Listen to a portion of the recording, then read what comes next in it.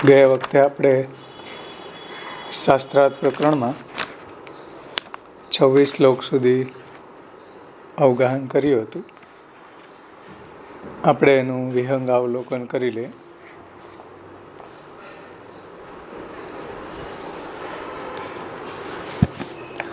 એમાં 24મા શ્લોકમાં સંસારનો મુક્તિમાં લય થાય છે, પરંતુ પ્રપંચનો લય થતો નથી. પ્રપંચનો લય ક્યારે થાય?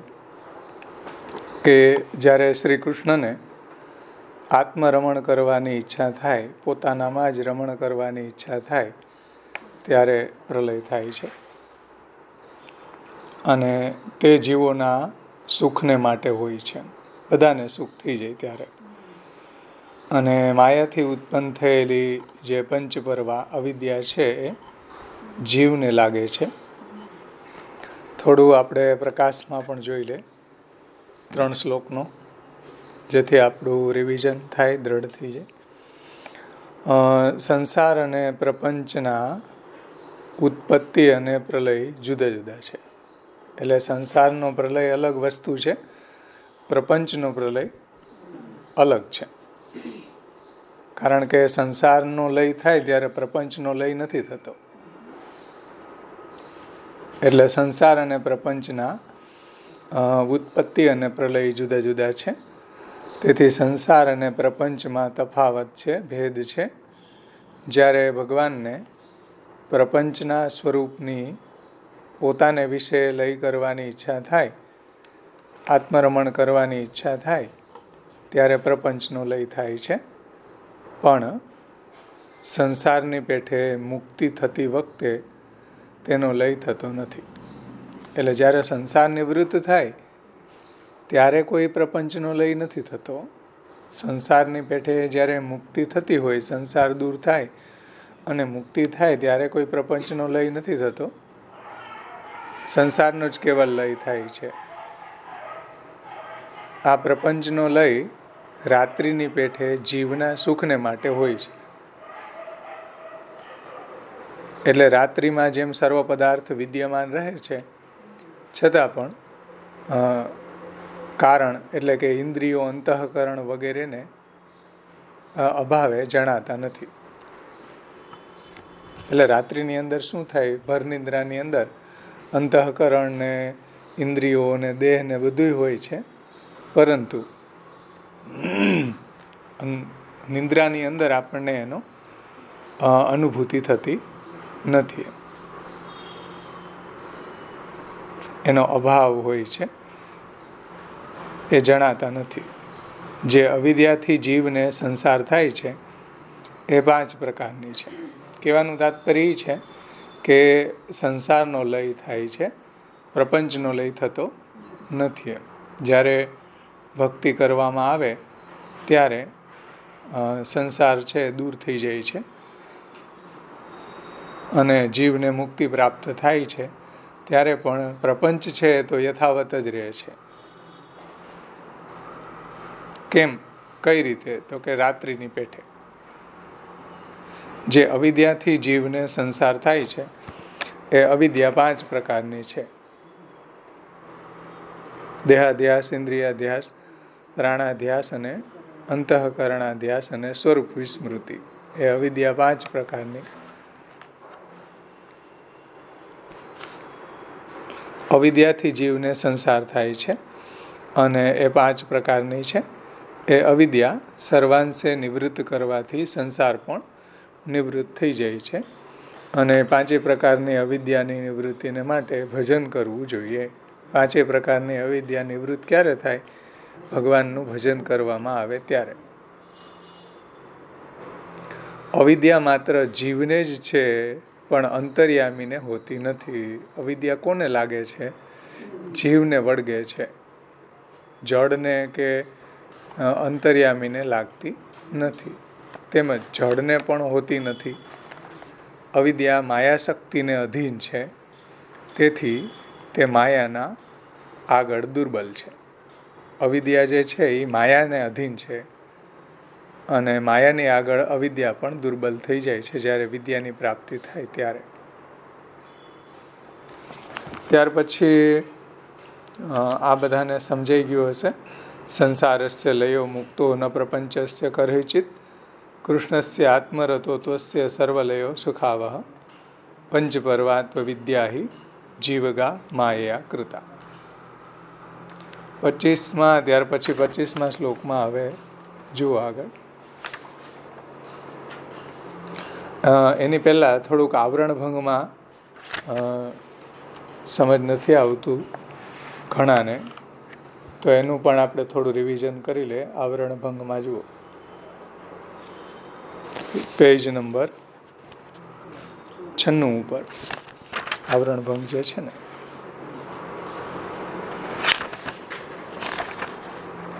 એમાં પુરુષોત્તમજી ખૂબ સુંદર રીતે શ્રી મહાપ્રભુજીના પ્રકાષ્ટિકાનો ખુલાસો કરે છે, આવરણનું ભંગ કરે છે. કારણ કે શ્રી મહાપ્રભુજીએ માયાવાદ આદિનું ખંડન કર્યું છે. એમાં આપણને સમજવું થોડું કઠિન પડે, પરંતુ પુરુષોત્તમજીએ વધારે ખુલાસો કરીને કેવી રીતના મહાપ્રભુજીએ માયાવાદ આદિ મતોનું ખંડન કર્યું છે એનું સ્પષ્ટ રીતે નિરૂપણ કરેલું છે. હવે આવરણ ભંગમાં થોડું 95માં પેજથી લઉં છું.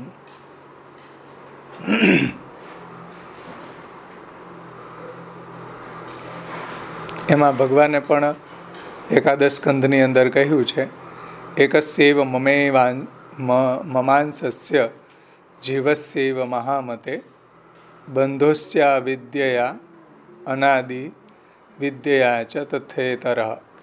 આ શ્લોકમાં કહ્યું છે કે મારા એક જ અંશ જીવને અવિદ્યા વડે બંધન અને વિદ્યા વડે મોક્ષ થાય છે.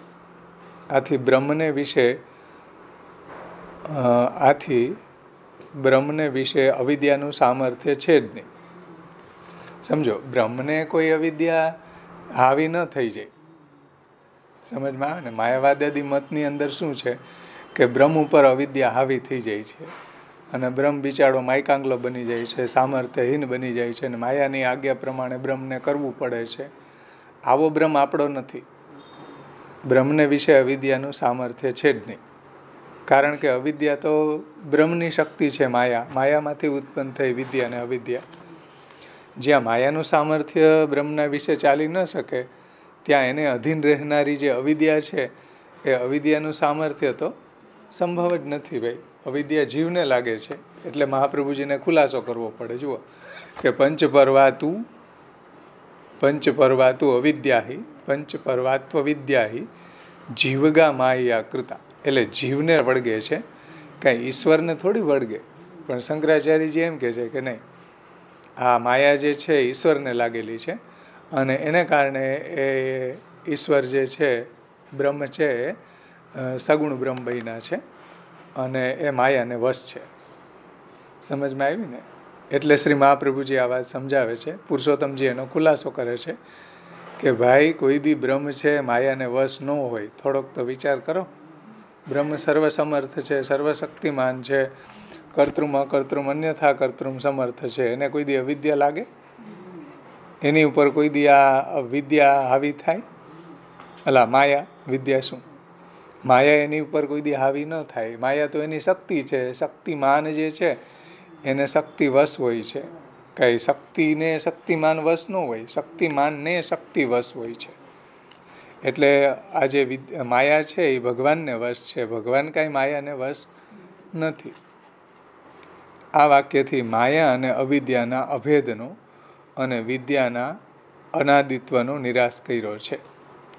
સમજો કે માયા અને અવિદ્યા ભાઈ અલગ વસ્તુ છે. માયાની શક્તિ છે અવિદ્યા અને વિદ્યા બે, અને વિદ્યાના અનાદિત્વનો નિરાશ કર્યો છે કે વિદ્યા અનાદિ નથી, બ્રહ્મ અનાદિ છે, ભગવાન અનાદિ છે. વિદ્યા શંકરાચાર્યજીના મતમાં 6 પદાર્થો અનાદિ ગણાવ્યા ને, જે આગળના શ્લોકમાં કહે છે. તો અનાદિત્વનો નિરાશ કરે છે મહાપ્રભુજી અહીંયા, કે વિદ્યાના અનાદિત્વનો નિરાશ મહાપ્રભુજી કરે છે. અનાદિ તો એકમાત્ર ભગવાન જ છે, પણ શંકરાચાર્યજીના મતમાં 6 અનાદિ છે. સમજાય? જીવ ઈશો વિશુદ્ધ ચિદ વિભાગસ્ત્વનયોર દ્વયો અવિદ્યા તત્કૃતો બંધ ષડસ્માકમ મનાદય. સમજો, જીવ, ઈશ્વર, શુદ્ધ ચૈતન્ય, પછી ઈશ્વર અને શુદ્ધ ચૈતન્યમાં ભેદ, અવિદ્યા અને એનો કરેલો બંધ, એ 6 પદાર્થો અમારા મતમાં અનાદિ છે. શંકરાચાર્યજીના મતમાં આ 6 પદાર્થો અનાદિ છે. આપણા મતમાં અનાદિ એક ભગવાન જ છે, બીજું કોઈ અનાદિ નથી. સમજાણું ને? પુરાણ પુરુષો વિષ્ણુ પુરુષોત્તમ ઉચ્યતે નામ સહસ્રમ વક્ષ્યામિ તસ્ય ભાગવતો ધૃતમ. અનાદિ આપણે ત્યાં 6 પદાર્થો નથી, એક જ છે ભગવાન પરબ્રહ્મ. કારણ કે આ 6 પદાર્થોને તમે અનાદિ ગણો તો શ્રેષ્ઠ કોણ આમાં? બ્રહ્મ કોણ? એનું ખંડન પુરુષોત્તમજી આગળ કરે છે. જુઓ કે 6 પદાર્થો છે એ માયાવાદીઓના મતમાં અનાદિ છે. આ પ્રમાણે માયાવાદ વાળા કહે છે. આપણે નથી કહેતા. આપણે તો એક પરબ્રહ્મને જ અનાદિ માનીએ છીએ. બીજો કોઈ પદાર્થ છે એ અનાદિ નથી, બધા જ સાદી છે. સમજમાં આવ્યું ને? આ કહેવું ભ્રાંતિયુક્ત છે. કેમ કે ભગવાને એકાદશ સ્કંધમાં કહ્યું છે કે વિદ્યા અને અવિદ્યા બંને મારી શક્તિઓ છે. ભગવાને શું કહ્યું કે ભાઈ વિદ્યા અવિદ્યા હરે શક્તિ. વિદ્યા અને અવિદ્યા બે ભગવાનની શક્તિઓ છે. અને તે શરીરી એટલે શરીરમાં રહેનારો. શરીરમાં કોણ રહે છે? જીવ. શરીરી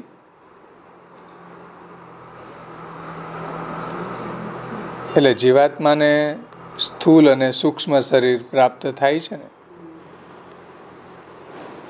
અને એની અંદર રહેલો જીવાત્મા શરીરી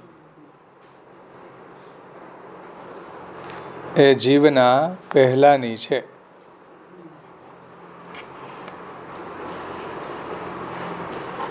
આ વિદ્યા અને અવિદ્યા જે છે શરીરી જીવના પહેલાની છે અને મોક્ષને બંધ કરનારી છે.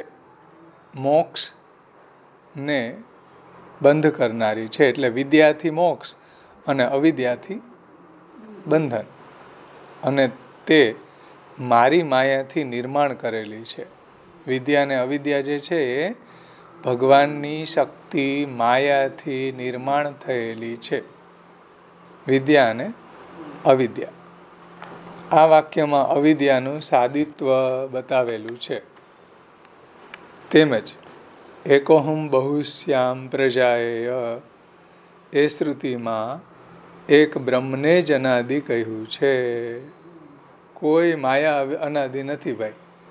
શંકરાચાર્યજીના મતમાં 6 પદાર્થ અનાદિ છે ને, એ ખોટું છે.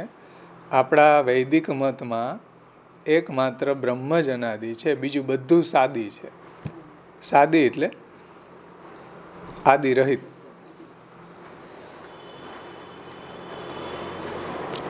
સાદીનો મતલબ થાય કે જેનો સ્ટાર્ટિંગ પોઈન્ટ હોય એ સાદી, અને જેનો કોઈ સ્ટાર્ટિંગ પોઈન્ટ જ ન હોય એ અનાદિ.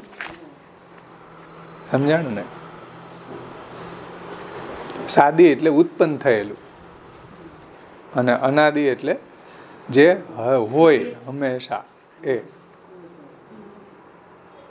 સાદી એટલે જે વસ્તુ છે એનો કોઈમાંથી ઉત્પન્ન થયું હોય એને સાદી કહેવાય. સાદી એટલે લગ્ન નહીં. સાદિત્વ એટલે જેનો કોઈમાંથી ઉત્પન્ન થયેલું. અને અનાદિ એટલે શું? આદિ રહિત. જે સૌથી પહેલા હોય એ અનાદિ. અને સાદી એટલે જેનો કોઈ સ્ટાર્ટિંગ પોઈન્ટ હોય, કોઈમાંથી ઉત્પન્ન થયું હોય એને સાદી કહેવાય. એટલે બધા પદાર્થો સાદી છે. એક પરબ્રહ્મ જ અનાદિ છે. પરબ્રહ્મ કોઈમાંથી પ્રગટ થતા નથી. પરબ્રહ્મ હતા.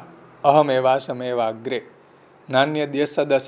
નાન્યદ્યત સદસત પરમ પશ્ચાદહમ યદેતશ્ચ યો વશિષ્ય સોસ્મ્યહમ. ચતુશ્લોકી ભાગવત. એમાં ભગવાન બ્રહ્માજીને શું કહે કે સૌથી પહેલા હું જ હતો. બીજું કાંઈ દુનિયામાં કાલ, કર્મ, સ્વભાવ, પુરુષ, પ્રકૃતિ કંઈ નહોતું, અક્ષય નહોતું, ભગવાન જ છે એકમાત્ર.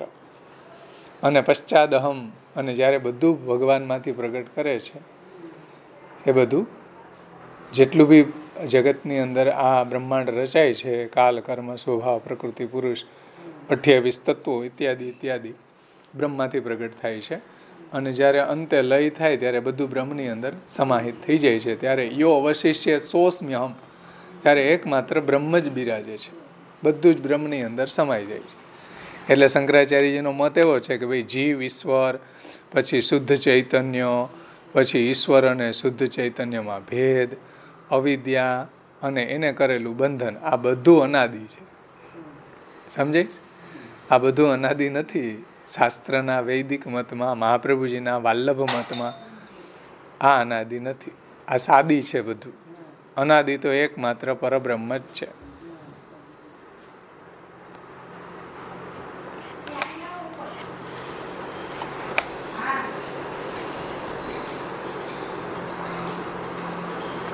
તો આ વાક્યમાં અવિદ્યાનું સાદિત્વ બતાવેલું છે.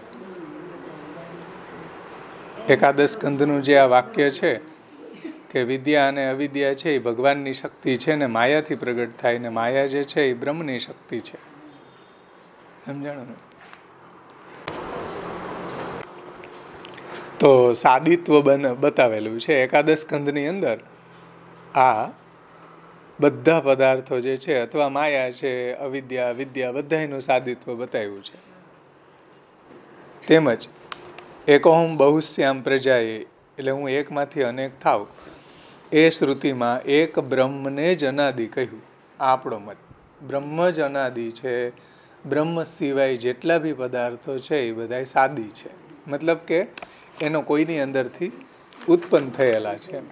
બ્રહ્મ જે છે તો હતા, અનાદિ હતા, પુરાણ પુરુષ છે, પરબ્રહ્મ છે. એટલે સાદી એટલે આદિ રહિત.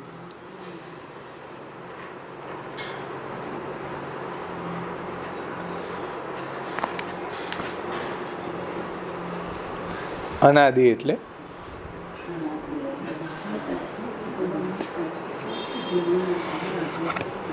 આદિ સહિત. અનાદિ એટલે આદિ સહિત, અને સાદી એટલે આદિ રહિત, એમ સમજી લો. સ્ટાર્ટિંગ પોઈન્ટ જેનો છે એ બધું સાદી છે, અને જેનો કોઈ સ્ટાર્ટિંગ પોઈન્ટ નથી, જે પરબ્રહ્મ છે, સૌથી પહેલા હતા અહમ એવા સમેવાગ્રે, એ અનાદિ છે. એકોહમ બહુશ્યામ એ શ્રુતિમાં એક બ્રહ્મને અનાદિ કહ્યું છે. ઈશ્વર અને શુદ્ધ બ્રહ્મનો ભેદ શ્રુતિમાં કોઈ ઠેકાણે બતાવેલો નથી. ભાઈ જુઓ, ઉપર શંકરાચાર્યજી બતાવ્યું એને જીવ, ઈશ્વર, શુદ્ધ ચૈતન્ય, ઈશ્વર અને શુદ્ધ ચૈતન્યમાં ભેદ, આવા ભેદ બધાય માયાવાદીઓએ બતાવ્યા છે. આપણા વૈદિક સિદ્ધાંતમાં આવા કોઈ ભેદ નથી, કારણ કે ઈશ્વર જ બધા નામરૂપ લઈને ક્રીડા કરે છે. તો ઈશ્વર અને શુદ્ધ બ્રહ્મનો ભેદ શ્રુતિમાં કોઈ ઠેકાણે બતાવ્યો નથી. શંકરાચાર્યજી બતાવે છે કે ઈશ્વર એટલે માયા સબલ ઈશ્વર અલગ છે, અને બ્રહ્મ છે એ અલગ છે. સમજો, બ્રહ્મ જે છે એ નિર્ગુણ છે, નિર્ધર્મક છે, નિરાકાર છે, નિષ્ક્રિય છે, નિષ્ફળ છે. અને માયા સબલ ઈશ્વર છે એની અંદર માયાના કારણે આ બધા ગુણો આવ્યા છે. સગુણ બ્રહ્મ જેને કહે છે એ લોકો ઈશ્વરને શું કહે છે? સગુણ બ્રહ્મ. સમજાય ને? જેની અંદર આ બધા ગુણો છે એ માયિક ગુણો છે. હકીકતમાં એ સત્ય ગુણો નથી, માયિક છે, દેખાય છે, મિથ્યા છે. કારણ કે નિર્ગુણ બ્રહ્મ જે છે એની અંદર તો કોઈ ગુણ જ નથી. સગુણ બ્રહ્મની અંદર જે ગુણો દેખાય છે એ બધા મિથ્યા ગુણો દેખાય છે. સમજમાં આવ્યું ને વાત?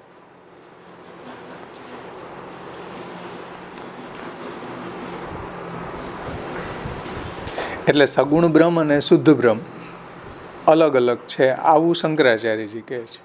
આપણે નથી કહેતા. આપણે તેમ કે ભાઈ પરબ્રહ્મ તું કૃષ્ણ હિ, પરબ્રહ્મ તો શ્રી કૃષ્ણ જ છે.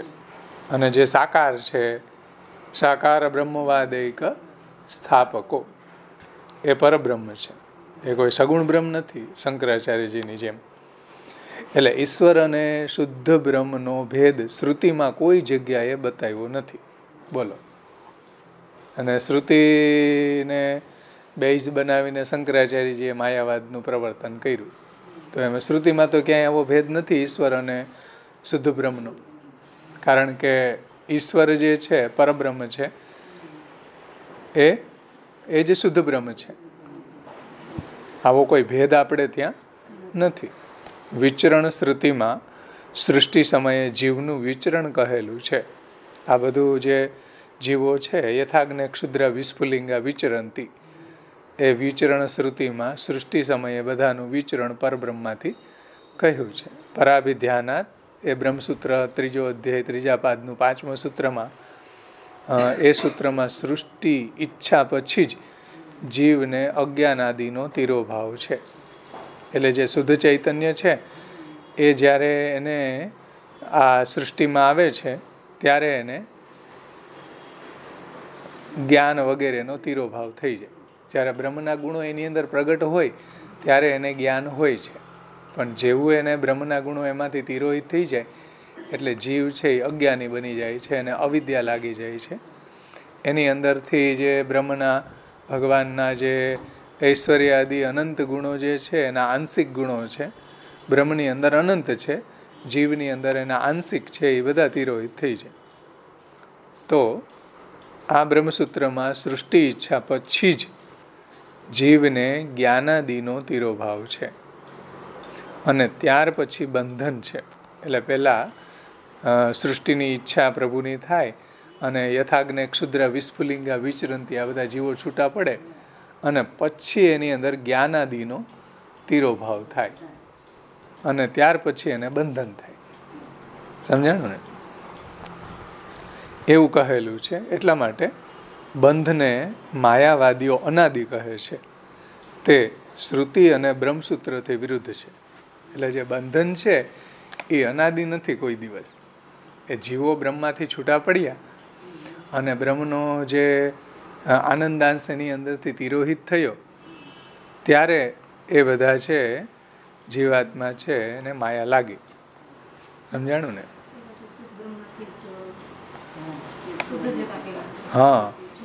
એટલે એને કોઈ બંધન જે છે એ કોઈ અનાદિ નથી. જેમ શંકરાચાર્યજી ઉપર કીધું ને કે જીવ ને ઈશ્વર ને શુદ્ધ ચૈતન્ય અને ઈશ્વર અને શુદ્ધ ચૈતન્યમાં ભેદ ને અવિદ્યા ને એને કરેલું બંધન. તો બંધન કોઈ દી અનાદિ ન હોય. વૈદિક મત પ્રમાણે, વાલ્લભ મત પ્રમાણે બંધન જે છે એ તો જીવને અવિદ્યા લાગે ત્યારે બંધન થાય છે. અનાદિ નથી કોઈ દી. અનાદિ તો એકમાત્ર પરબ્રહ્મ જ છે. કોઈ વસ્તુ અનાદિ નથી. માયા અનાદિ નથી. માયા બ્રહ્મની અંદર સમાઈ જાય, બ્રહ્મની શક્તિ છે. એટલે આ ઉપર જે શંકરાચાર્યજીનું મત છે ને એનું ખંડન કર્યું છે મહાપ્રભુજીએ કે એ જે 6 ને અનાદિ માને છે ને ઉપર 6, એનું ખંડન કર્યું છે કે ભાઈ કોઈ વસ્તુ અનાદિ નથી, પરબ્રહ્મ જ અનાદિ છે. એટલે પુરુષોત્તમજી એનો આ મહાપ્રભુજીની વાતને સમજાવે છે. મહાપ્રભુજીનું પ્રકાશમાં આટલો ખુલાસો નથી. માયાવાદ્યાદીઓ શું કહે છે એ નથી, પણ પુરુષોત્તમજીએ માયાવાદનો મત સમજાવ્યો અને આચાર્ય ચરણો એનું ખંડન કેમ કર્યું એ સમજે. બે વાત સમજાવી. શ્રી મહાપ્રભુજીના પ્રકાશમાં ખંડન જ બતાવે, આપણને ખબર જ ન પડે કાંઈ કહેવા શું માગે. પણ પુરુષોત્તમજીની કૃપા બહુ મોટી કહેવાય કે પુરુષોત્તમજી જો ન હોય, આ ગ્રંથ ન પ્રગટ કરે આવરણ ભંગ, તો આપણને પ્રકાશ પણ ન સમજે. જુઓ, જીવને જ્ઞાનાદિનો તિરોભાવ થાય છે અને ત્યાર પછી એને બંધન થાય છે. એટલે બંધન છે એ અનાદિ નથી, એ સાદી છે. સમજાય ને? બંધન છે એ સાદી છે, ઉત્પન્ન થયેલું છે, અનાદિ નથી.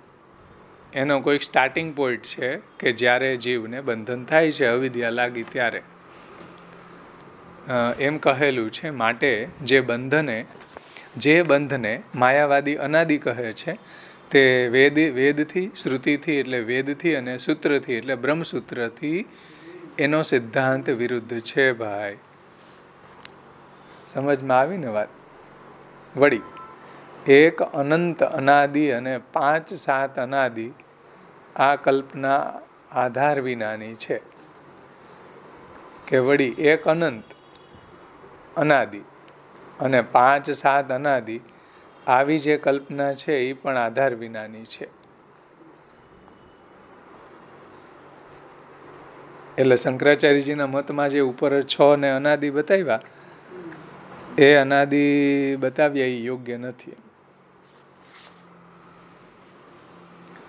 પછી ભાગવતજીના એકાદશ સ્કંધમાં તો એવું કહ્યું છે કે બંધોસ્ય વિદ્યયા અનાદિ, બંધોસ્ય વિદ્યયા અનાદિ એમ લખેલું છે કે ભાઈ બંધન જે છે એ અનાદિ છે.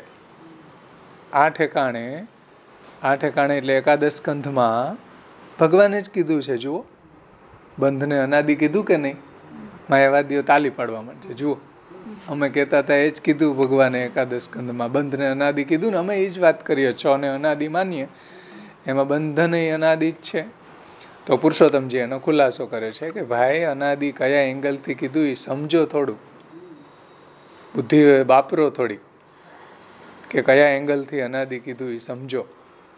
કે બંધોસ્ય વિદ્યા અનાદિ એમ લખેલું છે. આ ઠેકાણે બંધને એટલે કે બંધનને અનાદિ કહ્યું છે.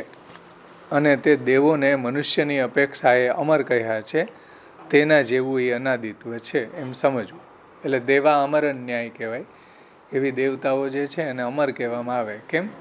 મનુષ્યની કમ્પેરિઝનમાં એનું આયુષ્ય મોટું હોવાથી એને મનુષ્યની કમ્પેરિઝનમાં અમર કહેવાય. હકીકતમાં કોઈ અમર બમર છે નહીં. એ કાંઈ અમર પટ્ટો નથી લખાવી નાખ્યો. એ પ્રલય થાય એટલે એ સમાઈ જાય ભગવાનમાં. બધું સમાઈ જાય. અક્ષર બ્રહ્મ સમાઈ જાય. છેલ્લે જે અક્ષર બ્રહ્મ તો બધાની સમષ્ટિ છે, બધું અક્ષર બ્રહ્મમાંથી પ્રગટ થયું. પણ મહાપ્રલય વખતે અક્ષર બ્રહ્મ ભગવાનના ચરણરૂપ થઈ જાય. સમજાઈશ ને? એટલે કોઈ દેવો અનાદિ નથી. બ્રહ્માજીનું આયુષ્ય નક્કી છે, પરંતુ કોઈ કોન્ટેક્સમાં દેવોને અનાદિ કહેવામાં આવે. કયા કોન્ટેક્સમાં? આપણા મનુષ્યના કોન્ટેક્સમાં. મનુષ્યના કોન્ટેક્સમાં જુઓ તો દેવોનું કલ્પો સુધીનું આયુષ્ય હોય. સમજાઈશ ને? આપણો એક દિવસ, આપણા જે છે વરસ પૂરું થાય દક્ષિણાયણ ઉત્તરાયણ ત્યારે દેવતાઓનો એક દિવસ થાય. એક દિવસ ને એક રાત થાય. હા, 6 મહિનાનો દિવસ ને 6 મહિનાનું અયન હોય. ઉત્તરાયણમાં એનો દિવસ હોય ને દક્ષિણાયણમાં એનો રાત્રિ હોય. પિતૃઓ જે છે એનો પખવાડિયા, આપણું જે 1 મહિનો છે એમાં પખવાડિયાનો એનો 1 દિવસ હોય ને પખવાડિયાની રાત્રિ હોય પિતૃલોકની અંદર. આપણા 15 દિવસ જાય ત્યારે એનો 1 દિવસ થાય. પાછા 15 દિવસ જાય ત્યારે એનો એ રાત્રિ પૂરી થાય.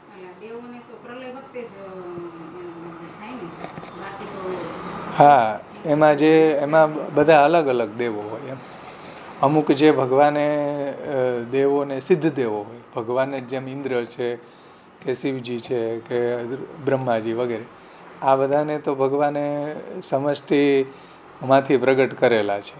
નારાયણમાંથી પ્રગટ થયા ને. સમષ્ટિ અંતર્યામીએ જ્યારે બ્રહ્મના શુદ્ધ સત્વ ગુણમાં પ્રવિષ્ટ થયા એટલે વિષ્ણુ પ્રગટ થયા. પછી બ્રહ્મના શુદ્ધ રજોગુણમાં સમષ્ટિ અંતર્યામી નારાયણ પ્રવિષ્ટ થયા એટલે બ્રહ્માજી થયા. અને પરબ્રહ્મના જે શુદ્ધતમો ગુણની અંદર સમષ્ટિ અંતર્યામી વિષ્ણુએ સમષ્ટિ અંતર્યામી નારાયણે પ્રવિષ્ટ થયા એટલે શિવજી થયા.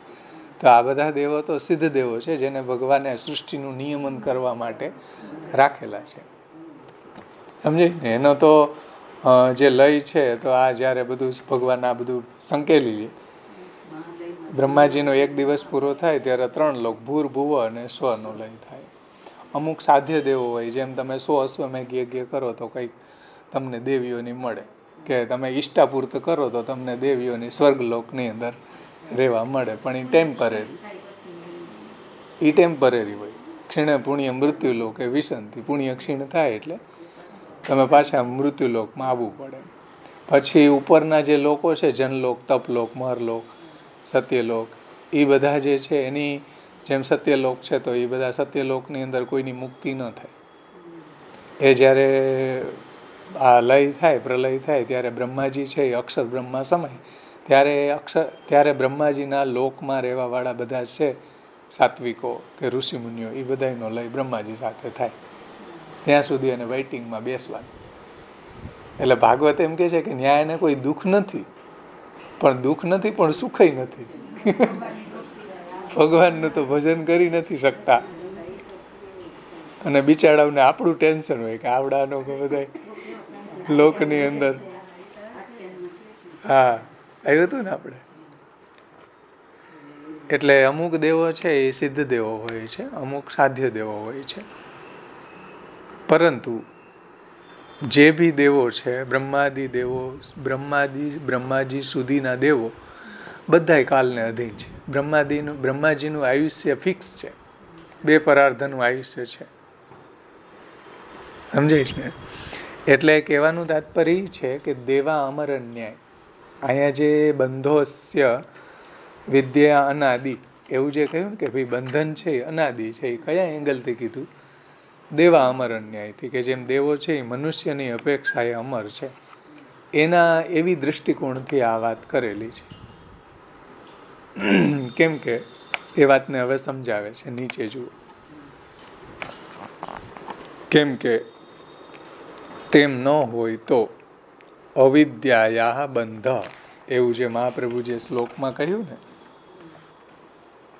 કે અવિદ્યાહી જીવગા માયા કૃતા, અહીંયા 11 સ્કંધમાં.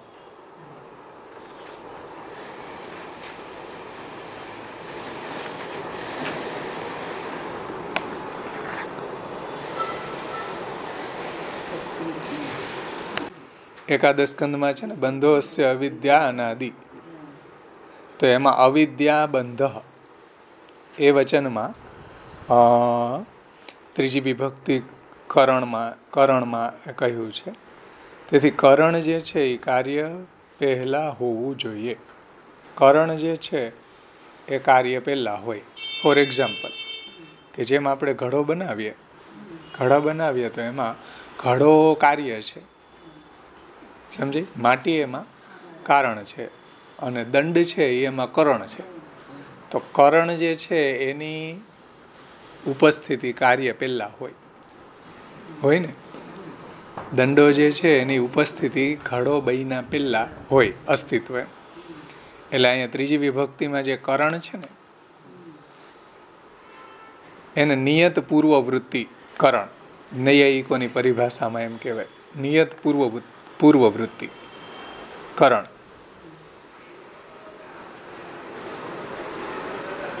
એટલે આ વાતને સમજો તમે ખાસ, કે ભાઈ દેવા અમર ન્યાયની જેમ જીવાત્મા જે છે એને અવિદ્યાનો સંબંધ અનાદિ છે.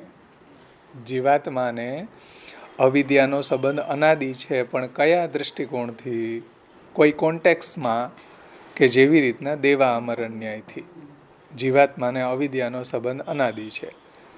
એનો અર્થ જીવ છે એ સૃષ્ટિમાં આવ્યો એની પહેલાં અવિદ્યાથી એને બંધ થયો હતો. સૃષ્ટિમાં આવ્યો એની પહેલાં એને અવિદ્યાથી બંધન થયું હતું. આ સૃષ્ટિ જ્યારે પ્રગટ થઈ અને પ્રગટ સૃષ્ટિ ઉપર આવ્યો ત્યારે પ્રગટ એ થયો, સમજો? એટલે જ્યાં અહીંયા શ્લોકમાં કહ્યું ને, ત્રીજી વિભક્તિમાં કરણમાં અવિદ્યાયા, એ અવિદ્યા એમ ત્રીજી વિભક્તિ વાપરી છે. એટલે કરણ કાર્ય પહેલાં હોવું જોઈએ. તે કારણથી કહેવામાં આવતા અનાદિત્વનો ભંગ થાય છે. આ વાત આગળ વધારે સ્ફુટ થશે. એટલે અવિદ્યા એમાં અવિદ્યાયા એમાં ત્રીજી વિભક્તિ કરણના અર્થમાં છે. અને કરણ જે છે એ કાર્ય પહેલાં હોય, કાર્યની ઉત્પત્તિમાં પહેલાં હોય તે કરણ કહેવાય. દાખલા તરીકે હમણાં તમને દ્રષ્ટાંત આપ્યું, દંડ જે છે એ ઘડા પહેલાં હોય ને, ઘડો કાર્ય છે. એમ કાર્ય અહીંયા શું છે? જીવાત્મા. સમજો? એમાં અહીંયા કાર્ય શું છે? જીવાત્મા. એ જીવાત્મા છે, સમજો ધ્યાનથી. અહીંયા કાર્ય છે એ જીવાત્મા સૃષ્ટિમાં આવે એની પહેલાં જ એને અવિદ્યાનો સંબંધ થઈ જાય છે. જીવાત્મા આ સૃષ્ટિમાં આવે એની પહેલાં જીવાત્માને અવિદ્યાનો સંબંધ થઈ જાય છે. તેથી કરણના અર્થમાં અહીંયા તૃતીય વિભક્તિ મૂક્યું છે. એટલે અવિદ્યા જે છે એ અનાદિ છે, કે અવિદ્યા છે એ અનાદિ છે, કે અવિદ્યાનો જીવાત્મા સાથે સંબંધ અનાદિ છે, એનું ખંડન થઈ જાય છે. કે શંકરાચાર્યજીએ જે કહ્યું ને કે જીવ ને ઈશ્વર ને અવિદ્યા ને એનો બંધન ને બધું અનાદિ છે, તો એનું અહીંયા ખંડન મહાપ્રભુજીએ એ રીતના કર્યું છે કે ભાઈ અહીંયા અનાદિ જે કહ્યું છે એકાદશ સ્કંદમાં બંધોસ્ય વિદ્યા અનાદિ, એ કયા કોન્ટેક્સમાં કહ્યું કે સૃષ્ટિ જ્યારે પ્રગટ થઈ, કાર્ય જીવાત્મા સૃષ્ટિમાં આવ્યો એની પહેલાં એને અવિદ્યાનો સંબંધ થયો, તો એ એંગલથી અનાદિ કીધું. આમ અનાદિ નહીં હો કે બ્રહ્મ હતા ત્યારે એ નિત્ય હતું, એમ નહીં. પણ જીવ સૃષ્ટિમાં આવ્યો એની પહેલાં પણ એને બંધન થયું. ક્યારે? કે ભાઈ જેમ ક્ષુદ્રા યથાગ્ને ક્ષુદ્રા વિસ્ફુલિંગા વિચરંતી, જેમ અગ્નિમાંથી તણખલાઓ પ્રગટ થાય એમ બધા જીવાત્માઓ બ્રહ્મમાંથી વિચરિત થયા. પછી જ્યારે એમાંથી આનંદાંશ તિરોહિત થઈ ગયો ત્યારે એની અંદર અવિદ્યાનું બંધન થયું. સમજાણું ને? અવિદ્યા એને લાગી. પછી એના અહીંયા ભૂતલ ઉપર સ્થૂલ અને સૂક્ષ્મ દેહની પ્રાપ્તિ થઈ. એમ તો જે જીવાત્માને સ્થૂલ અને સૂક્ષ્મ શરીર પ્રાપ્ત થયું એ પહેલાં એને અવિદ્યા લાગેલી છે. એ એંગલથી અવિદ્યાને અનાદિ કીધી એકાદશ સ્કંદમાં. સમજાણું? શંકરાચાર્યજી જે રીતના અનાદિ કહે છે એ એંગલથી અનાદિ નહીં, પરંતુ જીવાત્મા સૃષ્ટિ ઉપર આવે એની પહેલાં એને બંધન થયું છે. એટલે બંધનને અનાદિ અહીંયા કહ્યું છે. બંધોસ્ય વિદ્યા અનાદિ એમ લખેલું છે. એ કેવી રીતના? તો કે દેવા અમર અન્યાય. દેવતાઓ જે છે એ અમર નથી, પરંતુ મનુષ્યના કમ્પેરિઝનમાં એ અમર છે. એવી રીતના આ જીવ જે છે એને અવિદ્યા લાગી ક્યારે? કે જ્યારે ભૂમિ ઉપર એનો જન્મ થયો એની પહેલાં જ એને અવિદ્યા લાગેલી છે. અને અવિદ્યા લાગી એટલે જ એને જીવ કહેવાય, નહીંતર તો એને શુદ્ધ બ્રહ્મ કહેવાય. બ્રહ્મનો અંશ, બ્રહ્મનું ચૈતન્ય. અવિદ્યા લાગી એટલે જીવ શબ્દ ઉચ્ચે તે જીવ શબ્દથી એને ઓળખવામાં આવે. જ્યાં સુધી અવિદ્યા નથી લાગી ત્યાં સુધી જીવ નથી. આ બધું લાલુ ભટ્ટજીએ પ્રમેય રત્નાર્ણવ ગ્રંથમાં ડિટેલ્સથી આ બધી વાતને સમજાવી છે. એટલે અનાદિ જે છે એ કોઈ કોન્ટેક્સ્યુઅલી છે, કોઈ કોન્ટેક્સમાં અનાદિ શબ્દ છે. કોઈ શંકરાચાર્યજી જેમ અનાદિ કહે છે એવું અનાદિ નહીં. સમજાય ને? જીવનું જે બંધન થાય એ આ ભૂતલ ઉપર જન્મે એની પહેલાંનું છે, એમ એ એંગલથી અનાદિ કીધું. કાંઈ બ્રહ્મ અનાદિ છે એવા એંગલથી જીવને બંધન અનાદિ છે એવું નથી કીધું, જેવું શંકરાચાર્યજી કહે છે. એટલે શંકરાચાર્યજીનો મત તો શાસ્ત્રથી વિરુદ્ધ જ છે. સમજમાં આવી ને વાત? એટલે અહીંયા તૃતીયા કહ્યું છે કે ભાઈ કરણ જે છે, જો ત્રીજી વિભક્તિ કરણમાં અવિદ્યાયા એમ ત્રીજી વિભક્તિમાં કહ્યું. તેથી કરણ કાર્ય પહેલાં હોવું જોઈએ. તો કરણ જે છે એ કાર્ય પહેલાં હોવું જોઈએ. જેમ ઘડા બનાવવામાં દંડ છે એ ઘડો બનતા પહેલાં કરણ હોય છે.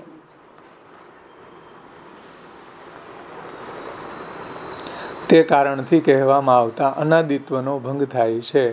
આ વાત આગળ વધારે સ્ફુટ થશે. એટલે આમ કહેવાથી જે અનાદિત્વ કહી રહ્યા છે શંકરાચાર્યજી કે બંધન અનાદિ છે, એનો ભંગ અહીંયા થાય છે. અનાદિ નથી ભાઈ, દેવા અમારા ન્યાયથી અહીંયા કોઈ કોન્ટેક્સમાં આ વાત કહેલી છે કે જીવાત્માને સ્થૂલ અને સૂક્ષ્મ દેહની પ્રાપ્તિ થઈ એની પહેલાં એને અવિદ્યા લાગી એટલે એને બંધ થયો, એને બંધન થયું. એટલે આ રીતના અનાદિ બંધન કહ્યું છે. કોઈ શંકરાચાર્યજી જે રીતના બંધનને અનાદિ કહે છે એવી રીતના આપણે અનાદિ બંધનને કહેતા નથી. સમજાણી ભાઈ વાત? હા, જો પુરુષોત્તમજી કેટલી ખુલાસાઓ બધા કર્યા. આ વાત આગળ જ્યારે ચિત્ત પ્રકરણ આવશે, જીવનું વર્ણન આવશે, ત્યાં વધારે વિશેષમાં પ્રભુજી હજી સ્ફુટ કરશે કે ક્યારે બંધન થયું, ક્યારે એની શુદ્ધ અવસ્થા હતી, ક્યારે એની બદ્ધ અવસ્થા થઈ અને ક્યારે એની મુક્ત અવસ્થા પ્રાપ્ત થશે, આ બધી વાત ચિત્ત પ્રકરણમાં આવશે, એવું શ્રી પુરુષોત્તમજી કહે છે. એટલે ઉપરનું જે વાક્ય છે ને માયાવાદીઓનું, શંકરાચાર્યજીનું, એનું ખંડન મહાપ્રભુજીએ કર્યું કે બધાને જીવને અને ઈશ્વર શુદ્ધ ચૈતન્ય અને ઈશ્વર અને શુદ્ધ ચૈતન્યમાં ભેદ ને આવો ભેદ આપણે ત્યાં નથી હો. આપણે ત્યાં કોઈ એવા ઈશ્વર અને શુદ્ધ બ્રહ્મનો ભેદ આપણે ત્યાં નથી, કારણ કે આપણે ત્યાં તો પરબ્રહ્મ જ બધા નામરૂપ લઈને ક્રીડા કરે છે. આપણે ત્યાં નિર્ગુણ બ્રહ્મ છે એ નિર્ગુણ છે અને જે ઈશ્વર છે એ સગુણ છે અને આવા કોઈ ભેદ આપણે ત્યાં નથી. એ માયાવાદીઓ આ બધી પીંજણમાં એને પીંજણ કરવી પડે એને એના માયાવાદને સિદ્ધ કરવા માટે. તો આ શ્લોક 24મો શ્લોક આપણો અહીંયા સંપન્ન થયો. ત્યાર પછી આકાશવદ વ્યાપકમ હિ બ્રહ્મ માયાંશ વેષ્ટિતમ 25મો શ્લોક. સર્વતઃ પાણીપાદાંતમ સર્વતો અક્ષી શિરોમુખમ સર્વતઃ શ્રુતિમલ્લોકે સર્વમાવૃત્ય તિષ્ઠતિ અનંતમૂર્તિ તદ્બ્રહ્મ યવિભક્તમ વિભક્તિમત. બ્રહ્મ એ આકાશની માફક વ્યાપક અને માયાથી વેષ્ટિત છે. બ્રહ્મને સર્વ ઠેકાણે હાથ, ચરણ, પર્યવસાન એટલે છેડા, એના ટેરવા, આંખો, માથું અને મુખ છે. જુઓ, આના દ્વારા બ્રહ્મની સાકાર રૂપતા બતાવી છે કે બ્રહ્મ જે છે એ ગુણવાળા છે, સાકાર છે, એની અંદર સૃષ્ટિકર્તૃત્વ વગેરે જે ગુણો છે, સામર્થ્ય છે, એ કોઈ શંકરાચાર્યજીના જે નિરાકાર, નિર્ગુણ, નિર્ધર્મક બ્રહ્મ નથી. સમજાણું ને?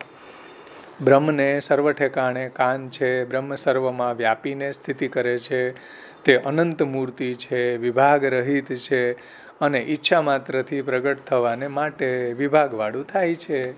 વિભાગ રહિત હોવા છતાંય ઈચ્છાથી પોતે વિભાગવાળા થાય છે. આ જગતની અંદર જીવ રૂપે, ચૈતન્ય જળ રૂપે, એમાં અલગ અલગ બધા વિચિત્રતા અને વૈવિધ્યતા એમાં પ્રગટ કરે છે ભાઈ, વિભાગવાળા થઈને. અવિભક્ત બ્રહ્મ પોતે પાછા વિભક્ત બની જાય છે, લીલાર્થ વિભક્ત બને છે. હા, અવિભક્ત હોવા છતાંય લીલાર્થ વિભક્ત બને છે. આ ન્યાયથી જુઓ, જીવના સ્વરૂપનું નિરૂપણ કરવાને માટે બ્રહ્મ થકી અગ્નિ વિસ્ફુલિંગ ન્યાયથી તેઓ ઉદ્ભવ કહેવાને માટે કારણભૂત બ્રહ્મનું સ્વરૂપ 2 શ્લોકથી કહેવામાં આવે છે કે ભાઈ જીવની ઉત્પત્તિ ક્યાંથી થઈ? બ્રહ્મમાંથી. કઈ રીતના? તો કે યથાગ્ને ક્ષુદ્ર વિસ્ફુલિંગા વિચરંતી, વિસ્ફુલિંગ ન્યાયથી. આ બધું બ્રહ્મમાંથી પ્રગટ થયું છે. એટલે 2 શ્લોકથી બ્રહ્મનું સ્વરૂપનું વર્ણન કરે છે કે બ્રહ્મ સાકાર છે. બ્રહ્મ કોઈ શંકરાચાર્યજીના જે બ્રહ્મ નિર્ગુણ, નિરાકાર, નિર્ધર્મક, નિષ્ફળ છે એવા નથી. સમજાણું ને? એટલે 2 શ્લોકથી અહીંયા આ જે સદ પ્રકરણ ચાલી રહ્યું છે એના અંગરૂપે આ વર્ણન આવે છે. કારણ કે સત પ્રકરણમાં બ્રહ્મનું વર્ણન ક્યાંથી? સત પ્રકરણમાં જીવનું વર્ણન શા માટે? એ આને સમજાવવા માટે, સત પ્રકરણને સમજાવવા માટે એ સંદર્ભમાં. બાકી એનું સ્પેશિયલી આખું પ્રકરણ આવશે, ચિત્ત પ્રકરણ આના પછી, અને બ્રહ્મને સમજાવવા માટે બ્રહ્મ પ્રકરણ આવશે. પણ અહીંયા હા, સદ પ્રકરણ ચાલે ને, જેને પ્રપંચ વિવેક આપણે જોયું પ્રમેય રત્ન સંગ્રહમાં. તો જુઓ, જીવના સ્વરૂપનું નિરૂપણ કરવાને માટે, હવે જીવના સ્વરૂપનું વર્ણન અહીંયા શા માટે એવું કે બંધન થયું ને બંધન અનાદિ નથી ને?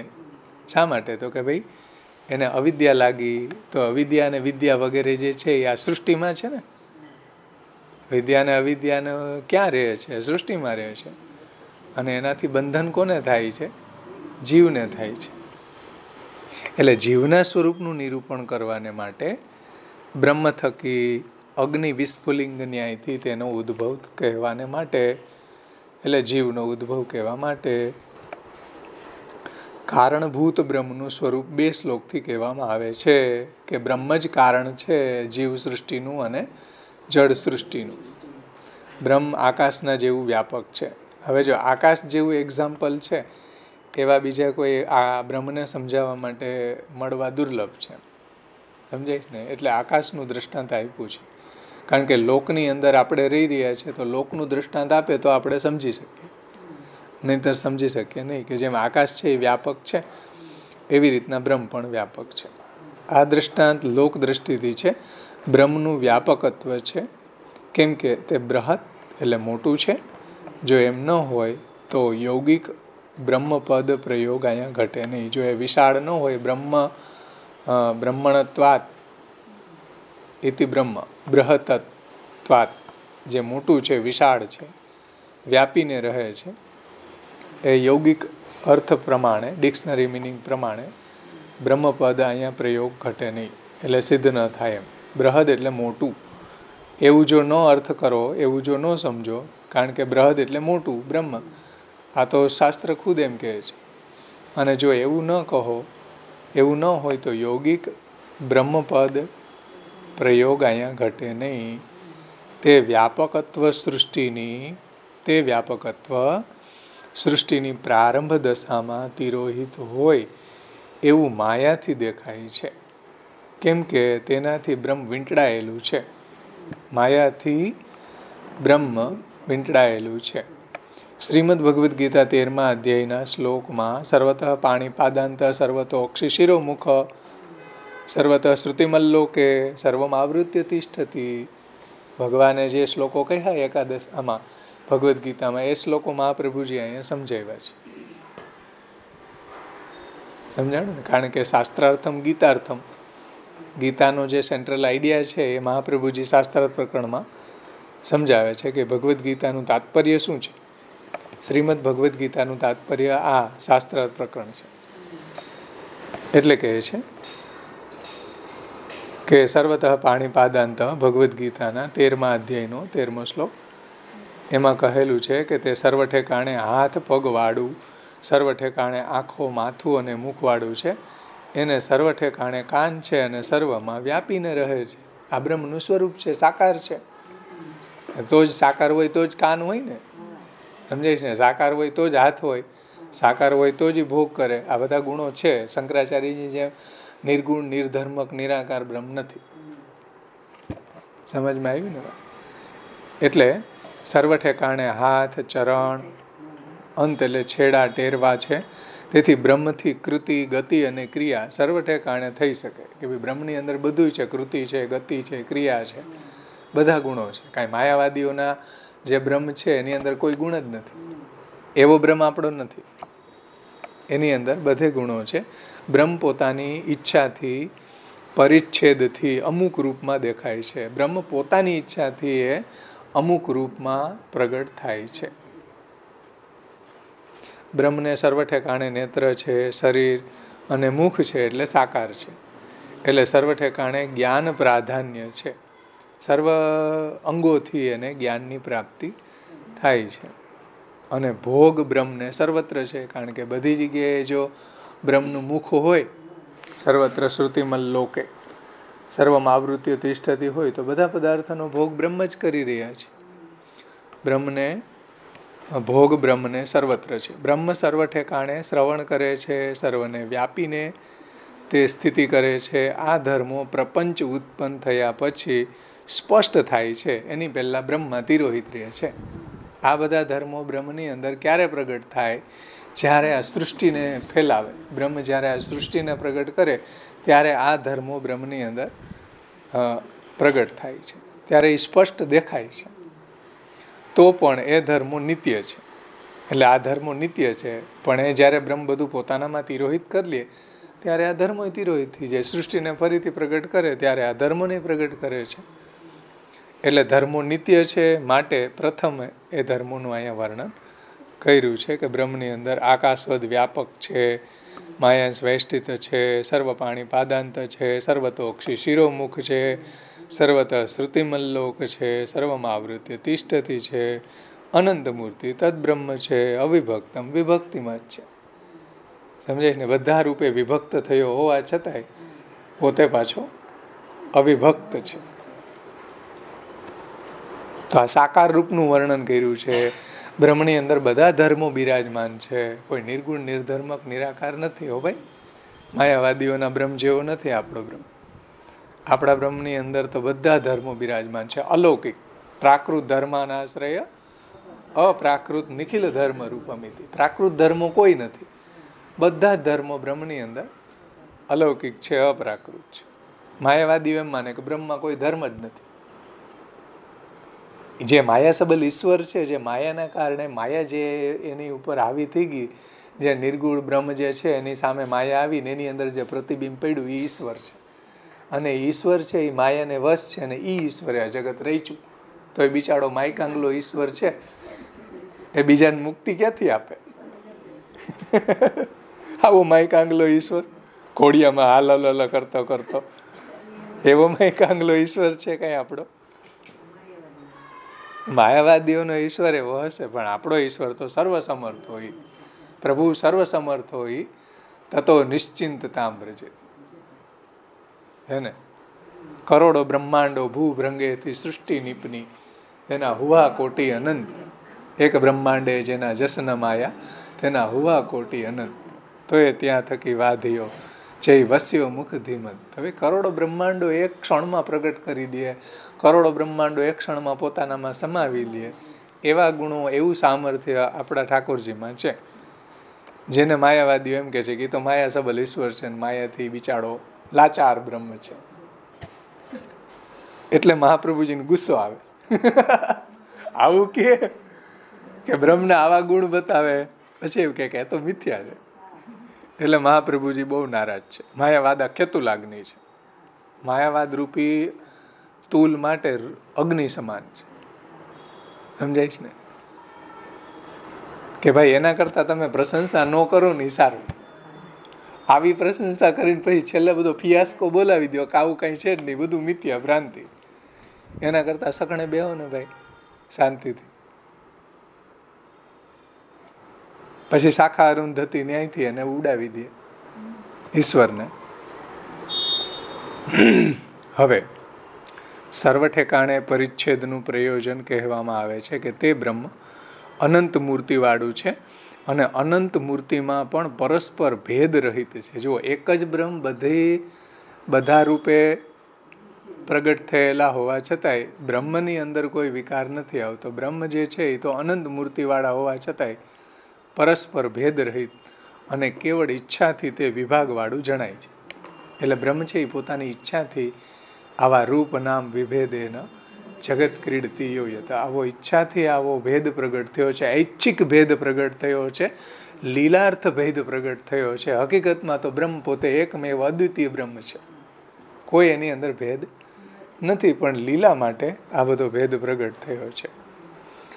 એટલે અનંત મૂર્તિવાળું બ્રહ્મ અવિભક્ત હોવા છતાંય એની અંદર બધા વિભાગો પ્રગટ થયા. જળનો વિભાગ ને જીવનો વિભાગ ને કેટલા બધા અંતર્યામીનો વિભાગ ને આવા બધા વિભાગો પ્રગટ થયા. પણ બ્રહ્મ જે છે એ જીવરૂપે છે, જળ રૂપે છે અને અંતર્યામી રૂપે છે. એટલે એના એંગલથી કોઈ વિભાગ નથી. આ લીલાર્થ બધો વિભાગ પ્રગટ કર્યો છે વિચિત્રતા અને વૈવિધ્યતા પ્રગટ કરવા માટે. સમજમાં આવ્યું ને? તો આ રીતના આપણું 25 અને 26મો શ્લોકનું આપણે રિવિઝન થયું. આમાં કોઈને કાંઈ ન સમજાણું હોય તો પૂછી શકો.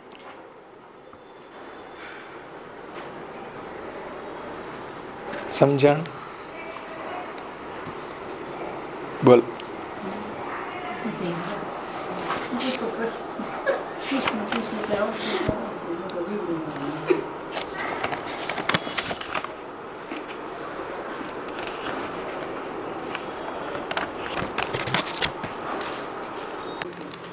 હવે 27મા શ્લોકનું આપણે અવગાહન કરશું.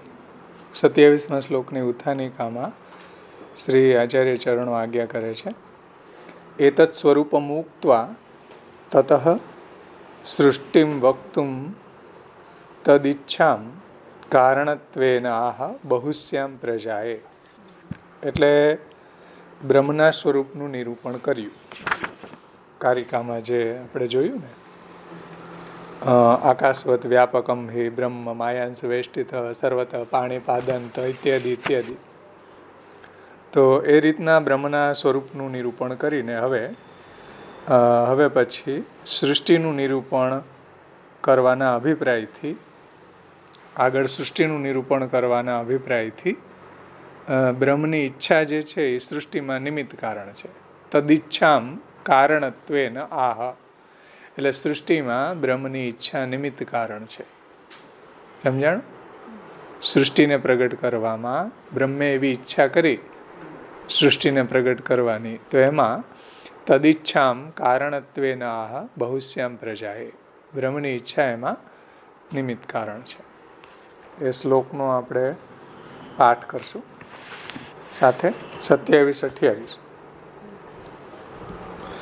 બહુશ્યામ પ્રજાયેય વિક્ષાતસ્ય યભૂત સતિ તદિચ્છામાત્રસ્તસ્માत् બ્રહ્મભૂતાંશ ચેતના સૃષ્ટ્યાદો નિર્ગતા સર્વે નિરાકારસ્તદિચ્છયા વિસ્ફુલિંગા ઇવાગ્રેસ્તુ સદંસેન જડાપી. અર્થ જોઈ લઈએ આપણે.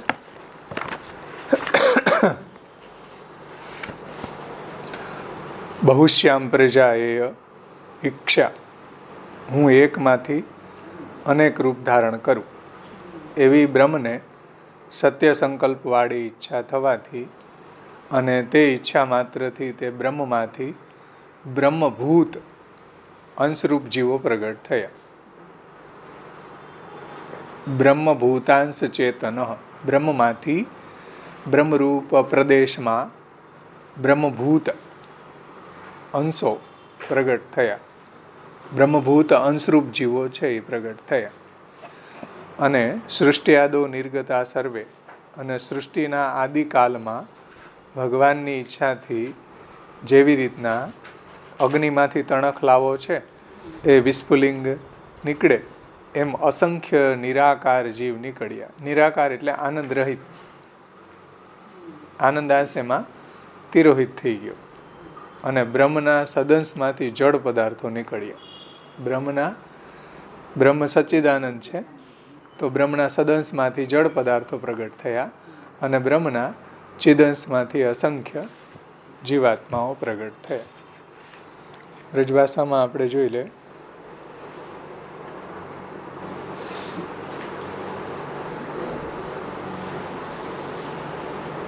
સમજમાં આવ્યું ને અર્થ, કે એક એક શબ્દનો અન્વય કરી દઉં. એક એક શબ્દનો અન્વય કરવો હોય તો આપણે કરી લે.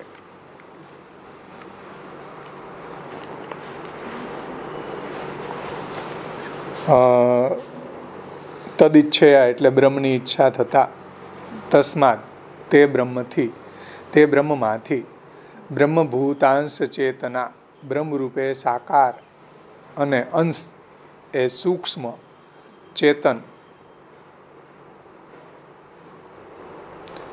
સર્વે અસંખ્ય સૃષ્ટિયાદો પ્રથમ સૃષ્ટિમાં, સૃષ્ટિની આદિમાં નિર્ગતા એટલે જીવો નીકળ્યા, જીવો પ્રગટ થયા. તદિચ્છયા એટલે ભગવાનની ઊંચ નીચ થવાની ઈચ્છાથી.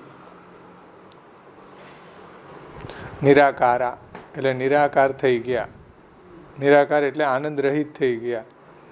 અગ્નેહ એટલે અગ્નિના વિસ્ફુલિંગા ઇવ, તણખલા નીકળતા હોય એમ જીવો બધા પ્રગટ થયા.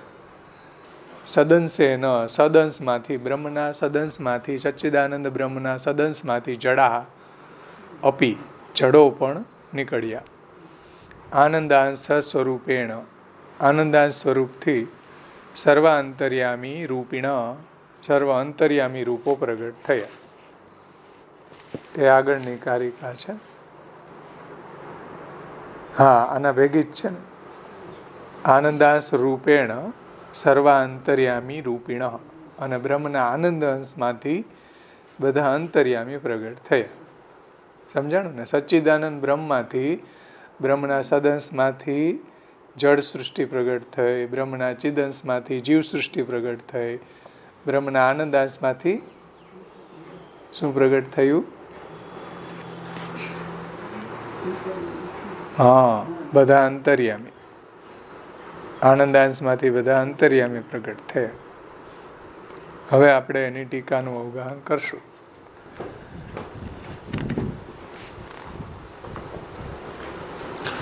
એમાં જોઈએ પ્રકાશમાં શ્રી મહાપ્રભુજીએ આજ્ઞા કરી છે, વ્રજભાષામાંથી આપણે જોશું, પછી આવરણ ભંગમાં લેશું ગુજરાતીમાં.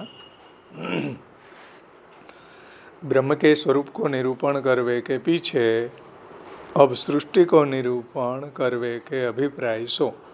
સમજો, કારણ કે સૃષ્ટિનું નિરૂપણ સત્પ્રકરણ ચાલી રહ્યું છે ને, તો બ્રહ્મ કે સ્વરૂપ को निरूपण करवे के पीछे अब सृष्टि को निरूपण करवे के अभिप्राय शो. ब्रह्म की इच्छा सृष्टि को निमित्त कारण है. આ સૃષ્ટિને પ્રગટ થવામાં બ્રહ્મની ઈચ્છા એમાં નિમિત્ત કારણ છે. જેમ ઘડો બનાવીએ એમાં નિમિત્ત કારણ શું છે?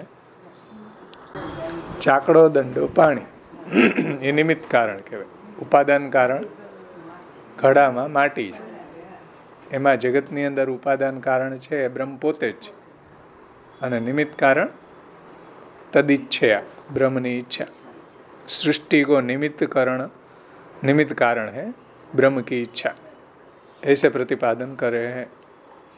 भगवान की बहुत प्रकार सो प्रकट हुई भी की इच्छा भई, तब सृष्टि के प्रारंभ में ब्रह्म के संकल्प मात्र सो. કારણ કે બ્રહ્મ છે એ સત્ય સંકલ્પ છે. એ જેવું સંકલ્પ કરે, જેવું વિચારે એવું બધું થઈ જાય. ભગવાન કે સ્વરૂપ સો ब्रह्म रूप बहुत छोटे चेतन रूप चैतन्य गुण वाले साकार जीव प्रगट भय. साकार એટલે આનંદ પ્રગટ જેમાં છે એવા. સાકારનો મતલબ આનંદાંશ જેની અંદર પ્રગટ છે. જેમ આપણે અગ્નિમાંથી તણખલા ઉડતા હોય, તમે જોયું ગામડામાં જે ચૂલાની અંદર ગૃહિણીઓ રસોઈ કરતી હોય તો એમાંથી તણખલા ઉડે. પછી તણખલું છે એ અગ્નિ જેવું જ પ્રજ્વલિત થોડીક વાર રહે, પછી ઠરી જાય, કોલસું થઈ જાય. સમજાય ને? તો જેટલી મિનિટ એની અંદર અગ્નિ પ્રજ્વલિત રહે એટલી મિનિટ તો એમાં અગ્નિ છે ને. એવી રીતના બ્રહ્મમાંથી જીવો બધા છૂટા પડે ને ત્યારે આનંદાંશ એમાં પ્રગટ હોય. જેમ ઓલા અગ્નિમાંથી તણખલા ઉડે ને પછી થોડી વાર નીચે પડે, ત્યાં પ્રજ્વલિત રહે. એવી રીતના બ્રહ્મમાંથી જ્યારે જીવાત્માઓ છૂટા પડે ત્યારે એની અંદર સર્વપ્રથમ આનંદાંશ પ્રગટ હોય છે. એટલે કે છે જો સાકાર જીવ પ્રગટ ભય. તદનંતર જીવ સાકાર તથા ભગવદરૂપ હોય પર ભી નિરાકાર નિરાનંદ હોઈ ગયે. પેલા સાકાર એટલે આનંદાંશ એની અંદર પ્રગટ છે એવા જીવાત્મા અણુ. તદનંતર ત્યાર પછી જ્યારે એને અવિદ્યા લાગી, ત્યાર પછી જ્યારે બ્રહ્મનો એમાંથી આનંદાંશ તિરોહિત થયો, પછી એને અવિદ્યા લાગી એટલે એને નિરાકાર થઈ ગયા. નિરાકાર થઈ ગયાનો અર્થ શું? આનંદ એમાં તિરોહિત થઈ ગયો. સમજાણું ને? આ આપણી પારિભાષિક શબ્દો છે. નિરાકારનો અર્થ અહીંયા લોકમાં આપણે નિરાકાર એટલે જેને કોઈ આકાર જ નથી એવો કરીએ, એવું નહીં. નિરાકાર એટલે આનંદ રહિત, અને સાકાર એટલે આનંદ સહિત. સાકાર એટલે આનંદ સહિત, નિરાકાર એટલે આનંદ રહિત. જીવના કોન્ટેક્સમાં આ શબ્દો વપરાણા છે. શ્રી મહાપ્રભુજીએ જ પ્રકાશમાં આ શબ્દો મૂકેલા છે. જુઓ, અંશાહ સાકારા સૂક્ષ્મ પરિચ્છેદા ચેતના ચિત્ત પ્રધાના સર્વે અસંખ્યાતા સૃષ્ટ્યાદો પ્રથમ સૃષ્ટો તતઃ સાકારા ભગવદ્રૂપા આપી ઉચ્ચ નીચ ભાવેચ્છયા નિર્ગતા ઇતિ નિરાકારા જાતા. આચાર્યજી જ કહે છે જો પ્રકાશમાં કે પહેલાં એ સાકાર હતા, આનંદાંશ એની અંદર પ્રગટ હતો, પછી એની અંદરથી આનંદાંશ તિરોહિત થઈ ગયો એટલે એ નિરાકાર થઈ ગયા. જેમ ઓલો કોલસો છે એ ધકતો હોય, અગ્નિ જેવો જ લાગતો હોય, પછી જેવો ઠરી જાય પછી કાળો થઈ જાય કોલસો, એમાં અગ્નિ એમાંથી બુઝાઈ જાય. એમ જીવ જે છે એની અંદર પહેલાં આનંદાંશ પ્રગટ હોય, જ્યારે છૂટો પડે પછી એમાં અગ્નિ પ્રજ્વલિત હોય એટલે આનંદાંશ પ્રગટ હોય. પણ જેવી એને આનંદાંશ એમાંથી તિરોહિત થઈ જાય એટલે કોલસા જેવો થઈ જાય. સમજાઈશ ને? એમાં તિરોહિત છે, એમાં નાશ નથી થયો આનંદાંશ. કોલસાને તમે ફરી પાછો અગ્નિમાં નાખો તો ફરીથી પ્રજ્વલિત થાય. એમ જીવ છે એની અંદર આનંદ અંશ તિરોહિત છે. ફરીથી જો એ ભગવાનની ભક્તિ કરે તો પાછો આનંદ અંશ એની અંદર પ્રગટ થઈ શકે છે. એ વાત મહાપ્રભુજી અહીં સમજાવે છે. જુઓ, ચૈતન્ય રૂપ યાની કે ચૈતન્ય ગુણ વાલે સાકાર, સાકાર યાની આનંદાંશ જેની અંદર પ્રગટ છે એવા જીવ પ્રગટ ભય તદંતર પછી જીવ સાકાર તથા ભગવદરૂપ હોયવે પર ભી નિરાકાર નિરાનંદ હોઈ ગયે. શા માટે નિરાનંદ થઈ ગયા? તો શ્રી મહાપ્રભુજી કહે છે કે ઉચ્ચ નીચ ભાવેચ્છયા નિર્ગતા ઇતિ નિરાકારા જાતા. બ્રહ્મને ઉચ્ચ નીચ ભાવે રમણ કરવાની ઈચ્છા થઈ તો બ્રહ્મ કી ઊંચે નીચે ભાવ સો. ઊંચે યાની જીવ, નીચે યાની જળ. ઊંચે યાની જીવ સૃષ્ટિ, નીચે यानी जड़ सृष्टि. ऐसे भाव सो प्रगट होई की ઈચ્છા કરી કે પ્રગટ ભયે. કારણ કે બ્રહ્મની ઈચ્છા એવી હતી ક્રીડા કરવાની, એટલા માટે એની અંદર આનંદાંશ તિરોહિત થઈ ગયો. અને જેની અંદર સદ અને આનંદ બે તિરોહિત થઈ ગયા એ જડ થઈ ગયો. સમજાઈશ ને? જેની અંદર બ્રહ્મે પોતાના આનંદ અને ચિદ ધર્મને તિરોહિત કરી દીધો એ જડ બની ગયું. અને જેની અંદર બ્રહ્મે આનંદને તિરોહિત કર્યો ને સદ અને ચિદને પ્રગટ રાખ્યા એ જીવ.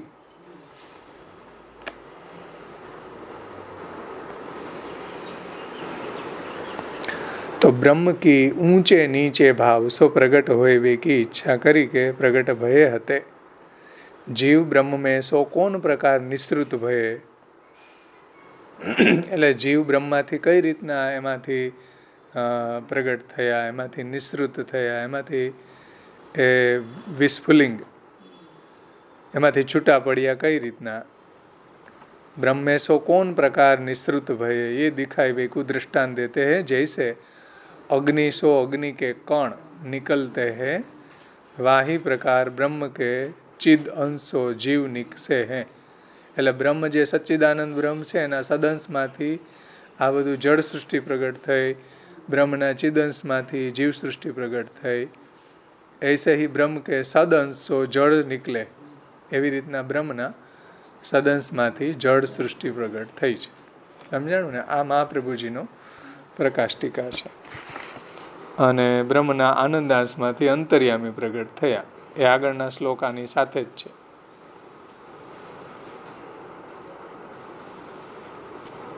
પણ આટલો આપણે આમાંથી લઈ લે આવરણભંગમાંથી.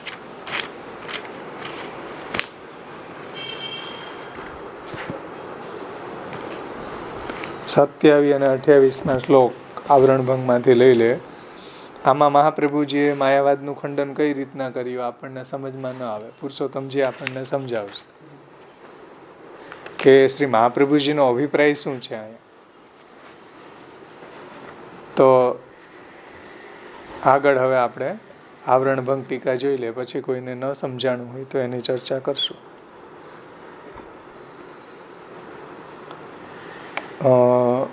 આવરણભંગમાં પ્રકાષ્ટિકા આપણે લઈ લીધી, છતાં પણ પાછી અર્થ અને પ્રકાષ્ટિકા જોઈ લે કે હું એક છું તે અનેક રૂપ ધારણ કરું એવી બ્રહ્મને સત્ય સંકલ્પવાળી ઈચ્છા થવાથી તે ઈચ્છા માત્રથી તે બ્રહ્મમાંથી બ્રહ્મભૂત બ્રહ્માત્મક અંશરૂપ જીવો થયા.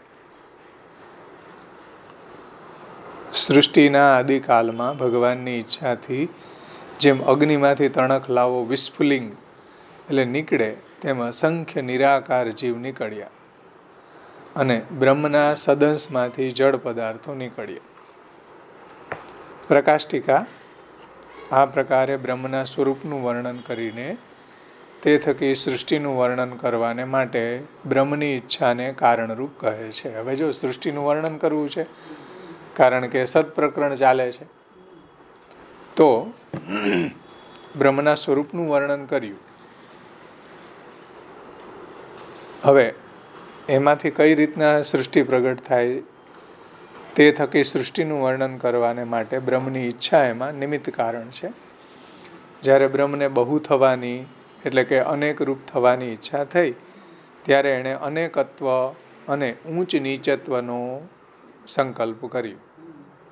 આ સંકલ્પ તેનો સત્ય છે, તેથી તેવું કાર્ય તત્કાલ થાય છે. એટલે જે બ્રહ્મનો સંકલ્પ હોય એવું જ તરત જ બધું પ્રગટ થાય. આપણી જેમ કોઈ કરવું ન પડે. આપણે તો એ સંકલ્પ કરીએ પણ થાય કેટલા વર્ષો હોઈએ.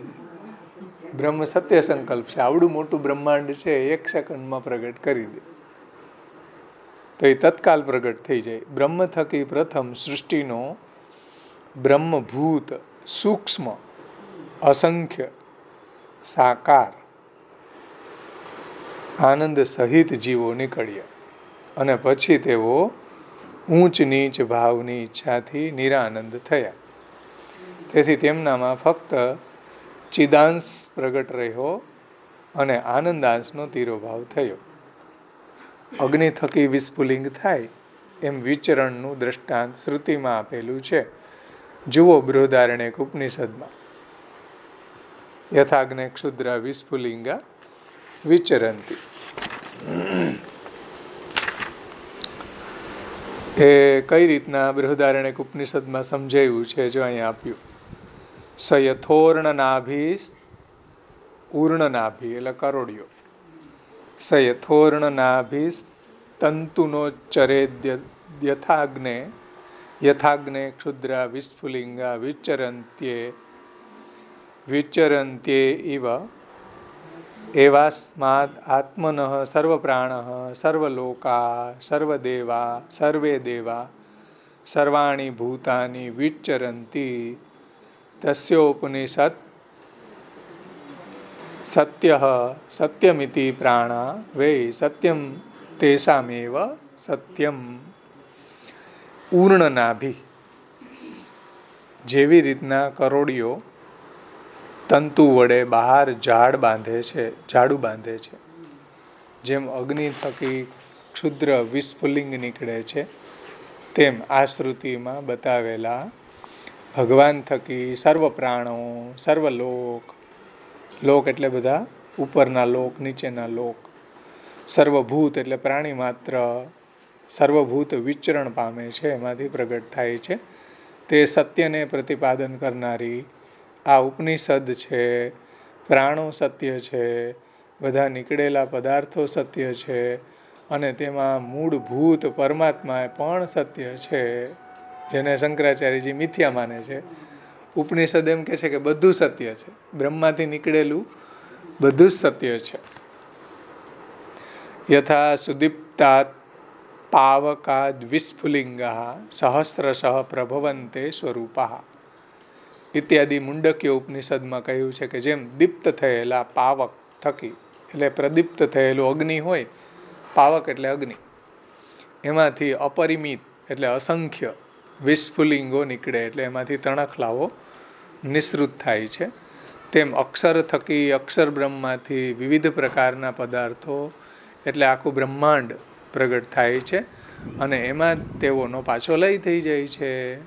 બ્રહ્માથી પ્રગટ થાય છે, બ્રહ્મા બધું લય થઈ જાય છે. જેમ જે પ્રમાણે બ્રહ્મના ચિદંશમાંથી જીવો થાય છે એ જ પ્રમાણે બ્રહ્મના સદંશ થકી જળ પદાર્થો ઉત્પન્ન થાય છે. ભાઈ બધાને સમજાઈ જાય એવી વાત છે, સીધી ને સહેલી ને સરળ છે ને.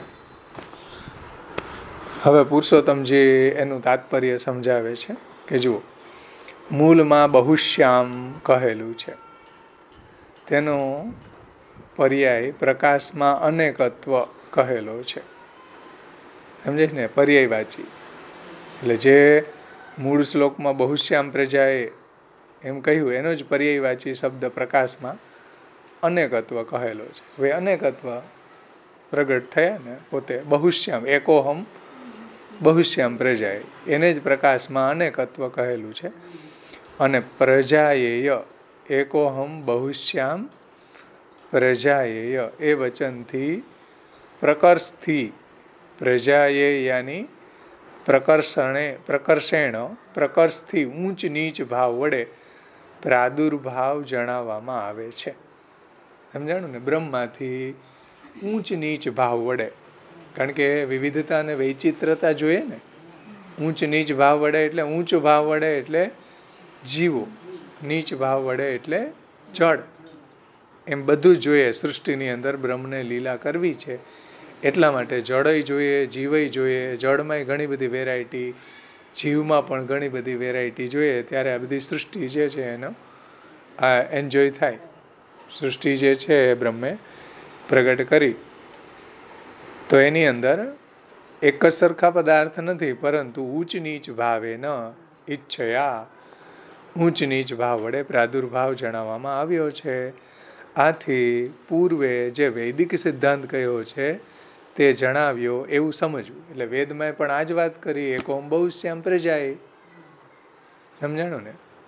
ઊંચ નીચ ભાવે ઈચ્છયા. આ રીતના બ્રહ્મના સદંશમાંથી જળ પદાર્થો પ્રગટ થયા, બ્રહ્મના ચિદંશમાંથી બધા જીવ પ્રગટ થયા, બ્રહ્મના આનંદાંશમાંથી બધા અંતર્યામી પ્રગટ થયા. તો આ રીતના બ્રહ્મની ઈચ્છા છે. આ વૈદિક સિદ્ધાંત છે આપણો. તે જણાવ્યો એમ સમજવું. પરમાત્માની ઈચ્છા માત્ર થકી આ જગત થયું છે એવું મૂલમાં કહેલું છે. એથી અદૃષ્ટાદિ સહાયભૂત છે એમ પણ સમજવું નહીં.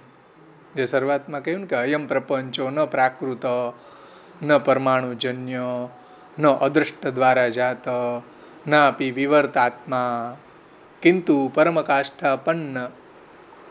એવું ને? શરૂઆતમાં જો જ્યારે પહેલો શ્લોક આપણે જોયો એની શરૂઆતમાં જ આ બધી વાત આવી ગઈ ને કે કિંતુ પરમકાષ્ઠાપન્ન વસ્તુકૃતિ સાધ્ય તાદૃશોપી ભગવદ રૂપ. આ જે પ્રપંચ છે એ કોઈ પ્રાકૃત નથી, કોઈ પરમાણુજન્ય નથી, કોઈ વિવર્તાત્મા નથી, કોઈ અદૃષ્ટ દ્વારા પ્રગટ થયેલું નથી, કોઈ અસતની સત્તારૂપ નથી, પરંતુ ભગવત કાર્યમ, ભગવદ રૂપ, ભગવત કાર્ય છે. સમજાણું ને? તાદૃશોપી ભગવદ રૂપ છે અને ભગવત કાર્ય છે. એટલે પુરુષોત્તમજી અહીંયા કહે છે કે ભાઈ આ જગત છે બ્રહ્મની ઈચ્છાથી પ્રગટ થયું છે, ભગવદ રૂપ છે. જે માયાવાદીઓ માને છે કે આ જગત મિથ્યા છે અને માયા સબલ ઈશ્વર જે છે એણે આ બનાવ્યું છે, એની ઈચ્છાથી આ થયું છે અને મિથ્યા છે, આ બધા મતોનું, આ બધી વાતોનું અહીંયા ખંડન થઈ જાય છે માયાવાદીઓની. સમજાણું ને? પરમાત્માની ઈચ્છા માત્રથી જ આ જગત થયું એવું મૂલમાં કહેલું છે. આથી અદૃષ્ટ આદિ સહાયભૂત છે એમ પણ સમજવું નહીં. કોઈ અદૃષ્ટ વગેરે જે છે એની જરૂર બ્રહ્મને પડતી નથી. બ્રહ્મને જગત રચવા માટે કોઈની જરૂર નથી. એટલે આવો અદૃષ્ટ વગેરે કે માયા કે વિવર્ત કે અસતની સત્તા કે પ્રાકૃત પ્રકૃતિ આવા કોઈ પદાર્થોની બ્રહ્મને જરૂર નથી. બ્રહ્મ પોતે એકલા એક માત્ર સફિશિયન્ટ છે, સેલ્ફ સફિશિયન્ટ છે આ જગતને પ્રગટ કરવા માટે. એવું સામર્થ્ય બ્રહ્મની અંદર છે, એને કોઈ બીજા પાસેથી ઉછીનું લેવું નથી પડતું. એટલે અદૃષ્ટ આદિની સહાય લેવાની આવશ્યકતા બ્રહ્મને નથી એમ સમજવું. અદૃષ્ટ આદિ સહાયભૂત છે એમ પણ સમજવું નહીં. ઈચ્છા નિમિત્ત છે. જુઓ, ઈચ્છા એમાં નિમિત્ત કારણ છે, પણ ઈચ્છા એમાં નિમિત્ત છે પણ કારણ નથી. ઉપાદાન કારણ તો બ્રહ્મ પોતે છે. ઈચ્છા એમાં નિમિત્ત છે પણ કારણ જે છે ઉપાદાન કારણ એ કોણ છે? બ્રહ્મ. જીવનું સ્વરૂપ ચિત્ત પ્રધાન છે. એટલે ચૈતન્ય એ જીવનું સ્વરૂપ અને એનો એ ધર્મ છે ચૈતન્ય. સમજાણું ને? જીવ કેવો છે? ચૈતન્ય પ્રધાન છે અને ચૈતન્ય એ જીવનું સ્વરૂપ એટલે એનો ધર્મ છે.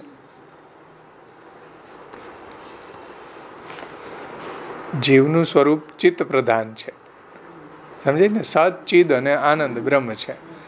એમાં બ્રહ્મનો જે સદંશ છે એમાંથી જીવ પ્રગટ થયા. બ્રહ્મના ચિદંશમાંથી જીવ પ્રગટ થયા, અને બ્રહ્મના સદંશમાંથી આ જળ સૃષ્ટિ પ્રગટ થઈ. એટલે જીવનું સ્વરૂપ ચિત્ત પ્રધાન છે, ચૈતન્ય પ્રધાન છે. એટલે ચૈતન્ય એ જીવનું સ્વરૂપ અને ધર્મ છે.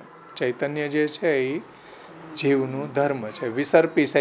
વિસર્પી ચૈતન્ય કહેવામાં આવે કે જીવ છે એ આપણા હૃદયના એક પ્રદેશમાં રહે છે.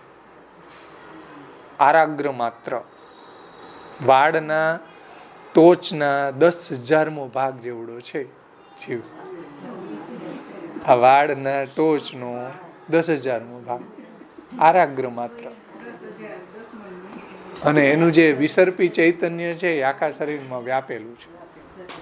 આ જીવ કઈ હાથમાં નથી. હાથમાં જીવનું જે ચૈતન્ય છે, ધર્મ, એ વ્યાપેલો છે. એને કારણે હાથ હલે. જીવ અંદરથી નીકળી ગયો પછી કોણ હાથ હલાવે? કોઈ હાથ ન હલે પછી. એટલે એનું ચૈતન્ય, એનો ધર્મ છે ને, એ વ્યાપેલો છે આખા શરીરમાં.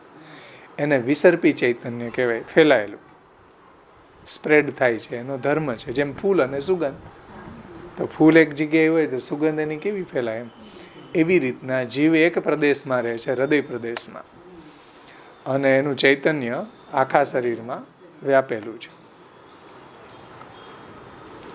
તો એટલે ચૈતન્ય એ જીવનું સ્વરૂપ, એને ધર્મ છે. આનંદાંશ તિરોહિત થવામાં હંત તિરોસાની ઇત્યાદિ શ્રુતિનું પ્રમાણ સમજવું. એટલે આનંદાંશમાં તિરોહિત થાય છે એવું શ્રુતિઓ કહે છે. અને શ્રુતિમાં પ્રમાણ સિદ્ધ છે કે જીવની અંદર આનંદાંશ તિરોહિત થઈ જાય ત્યારે એને જીવ શબ્દ ઉચ્યતે, જીવના નામે ઓળખવામાં આવે છે. યથાગ્ને ક્ષુદ્રા વિસ્ફુલિંગા વિચરંતી ઇતિ બૃહદારણ્યક પૃષ્ઠ 170. એ શ્રુતિનું ભગવત પરત્વ જગદવાચિત્વાત. સમજો ધ્યાનથી. આ શ્રુતિનું યથાગ્ને ક્ષુદ્રા ઇતિ, બૃહદારણ્યક શ્રુતિ જે છે એનું ભગવત પરત્વ જગતવાચિત્વાત અધિકરણમાં પહેલા સૂત્રના ચોથા પાદમાં સ્થાપન કરેલું છે. કારણ કે વેદ જે છે એનો સંદેહનું નિવારણ ગીતાથી થાય છે. ગીતામાં સંદેહનું નિવારણ બ્રહ્મસૂત્રથી થાય છે. પરંતુ બ્રહ્મસૂત્ર જે છે વેદની કોમેન્ટ્રી છે. ઉપનિષદ જે છે એની વ્યાખ્યા બ્રહ્મસૂત્ર છે. એટલે શ્રુતિ એમ કહ્યું કે યથાગ્ને ક્ષુદ્રા ઇતિ. જુઓ, બૃહદારણ્યક ઉપનિષદમાં એમ કહ્યું. હવે આ વાતને સમજવી ક્યાંથી? બ્રહ્મસૂત્રથી. બ્રહ્મસૂત્ર છે એની વ્યાખ્યા છે. સમજાણું? ઉપનિષદ જે છે એની ઉપર વેદ વ્યાસજીએ બ્રહ્મસૂત્રો લખ્યા ઉપનિષદને સમજાવવા માટે. અને બ્રહ્મસૂત્રો ઉપર શ્રી આચાર્ય ચરણોએ ભાષ્ય નામની ટીકા લખી, અણુભાષ્ય. તો યથાગ્ને ક્ષુદ્રા ઇતિ બૃહદારણ્યક ઉપનિષદમાં એમ કહ્યું છે.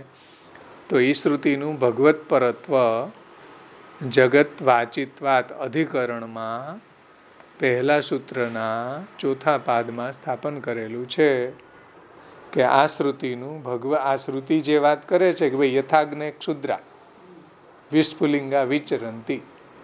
હવે જો અગ્નિમાંથી તણખલા નીકળે એમ, પણ એ ત્યાં ભગવત પરત્વ બ્રહ્મસૂત્રમાં સમજાવ્યું કે એવી રીતના ભગવાનમાંથી બધા જીવો પ્રગટ થયા. સમજમાં આવ્યું ને? તો એ આ રીતના બ્રહ્મસૂત્રના ચોથા પાદમાં સ્થાપન કરેલું છે. કેમ કે સર્વજીવોનું વિચરણ કહેલું છે તે જીવ થકી સંભવતું નથી. બધા જીવોનું વિચરણ ક્યાંથી થાય છે? બ્રહ્મમાંથી થાય છે. તે જીવ થકી સંભવતું નથી. કે જીવનું કોઈ એવું સામર્થ્ય નથી કે જીવમાંથી એવું નથી થતું. બ્રહ્મમાંથી આ બધું વિચરણ થયું છે. તો સમજમાં આવ્યું ને? સદંશમાંથી બ્રહ્મ સચ્ચિદાનંદ છે. બ્રહ્મના સદંશમાંથી શું પ્રગટ થયું? જળ સૃષ્ટિ. બ્રહ્મના ચિદંશમાંથી જીવ સૃષ્ટિ. બ્રહ્મના આનંદાંશમાંથી અંતર્યામીની સૃષ્ટિ. આ હવે માળા ફેરવી લેવાની ત્રણેયની. સમજાણું ને? એ ભૂલાવું ન જોઈએ. બોલો હવે આપણો આમાંથી કોઈને કઈ પ્રશ્ન છે? 27-28મો શ્લોક આપણો સંપન્ન થયો. આવરણ ભંગ પણ આપણે લીધું.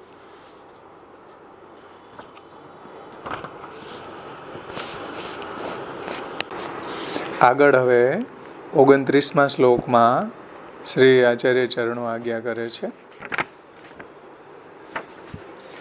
કે અંતર્યામી ઉદ્ગમમ આહ આનંદાશ સ્વરૂપેણ ઇતિ અંતર્યામી ઉદ્ગમમ આહ. હવે અંતર્યામીના ઉદ્ગમનું પ્રતિપાદન કરવામાં આવે છે કે ભાઈ અંતર્યામી ક્યાંથી પ્રગટ થયા?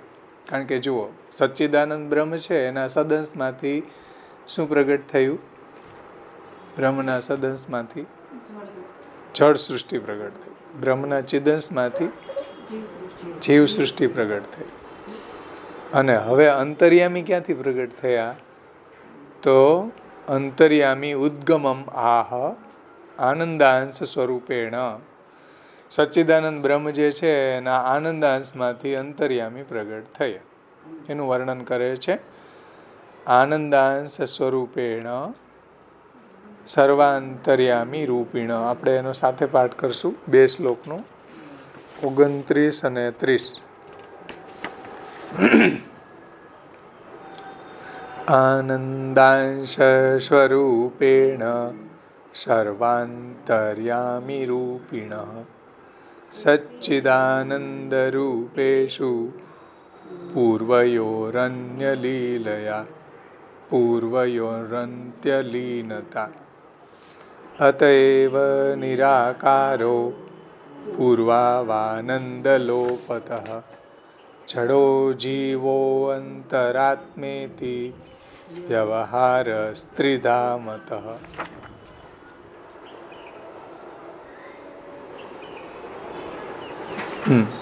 હવે એનો આપણે અર્થ જોઈ લઈએ.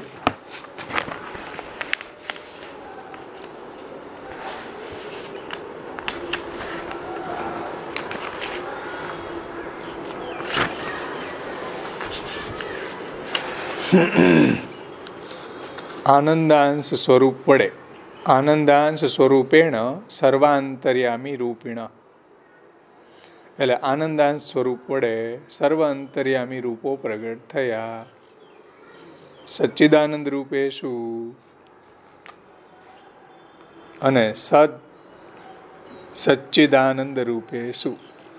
સચ્ચિદ અને આનંદ એ ત્રણેય અંશ બ્રહ્મના છે. આનંદાંશ એટલે આનંદાંશ સ્વરૂપ વડે સર્વ અંતર્યામી પ્રગટ થયા. એટલે આપણે પાછળનો વિચાર કરીએ તો બ્રહ્મ જે સચ્ચિદાનંદ છે એ બ્રહ્મના સદંશમાંથી બધી જળ સૃષ્ટિ પ્રગટ થઈ, ચિદંશમાંથી જીવ સૃષ્ટિ પ્રગટ થઈ, અને જીવના નિયમન કરવા માટે આનંદાંશમાંથી અંતર્યામી બધા પ્રગટ થયા. તો આનંદાંશ સ્વરૂપ વડે સર્વ અંતર્યામી રૂપો નીકળ્યા. અને અંતર્યામીમાં ત્રણેય પ્રગટ છે. જુઓ, સચિદ અને આનંદ. તો અંતર્યામીમાં સદ, ચિદ અને આનંદ એ ત્રણેય અંશો પ્રગટ છે. જીવની અંદર સદ અને ચિદ પ્રગટ છે, પણ આનંદાંશ જીવમાં તિરોહિત છે. જડમાં સદ પ્રગટ છે, પણ ચિદ અને આનંદ તિરોહિત છે. જો સચ્ચિદાનંદ રૂપે શું? પૂર્વયોરન્ય લીનતા. પૂર્વયોરન્ય લીનતા.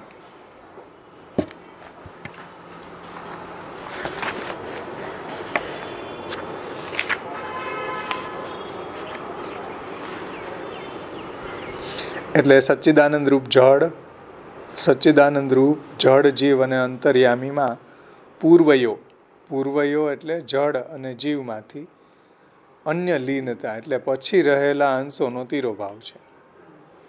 સમજો, પૂર્વયો અન્ય લીનતા એનો અર્થ શું થાય? પૂર્વયો એટલે પૂર્વમાં મેં જે 2 ગણાવ્યા ને, જળ અને જીવ, એ પૂર્વયો.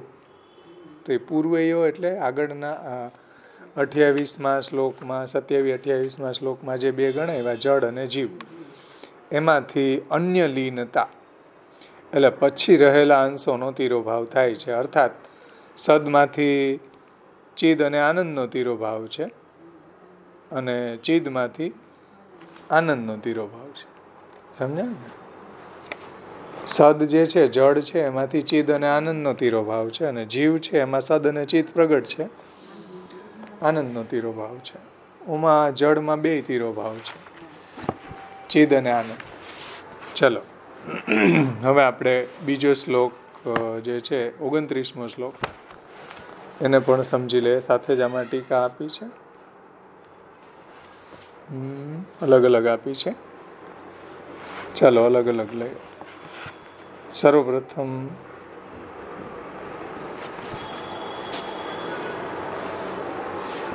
હા સાથે જ લેવાનો છે ને. 29મે શ્લોકની ટીકામાં 30મો અડધી કારિકા સાથે આપી છે.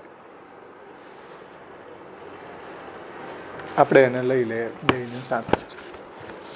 અને અતએવ નિરાકારો પૂર્વાનંદ લોપતઃ, એટલા માટે આનંદના લોપ થકી જળ અને જીવ આનંદ રહિત છે. આ બધું જગત બ્રહ્મરૂપ છે. જડો જીવો અંતર્યામેથી વ્યવહાર સ્ત્રીધામતઃ. તો બધું જગત બ્રહ્મરૂપ છે, છતાં પણ જળ, જીવ અને અંતર્યામી આ પ્રમાણે 3 પ્રકારનો વ્યવહાર માનેલો છે. હકીકતમાં તો બધું બ્રહ્માત્મક જ છે, પણ આવો વ્યવહાર માનેલો છે. જળ, જીવ અને અંતર્યામી. હકીકતમાં તો બધું બ્રહ્માત્મક છે. જળે બ્રહ્માત્મક છે, જીવે બ્રહ્માત્મક છે અને અંતર્યામી પણ બ્રહ્માત્મક જ છે. હવે બ્રજભાષા ટીકા જુઓ.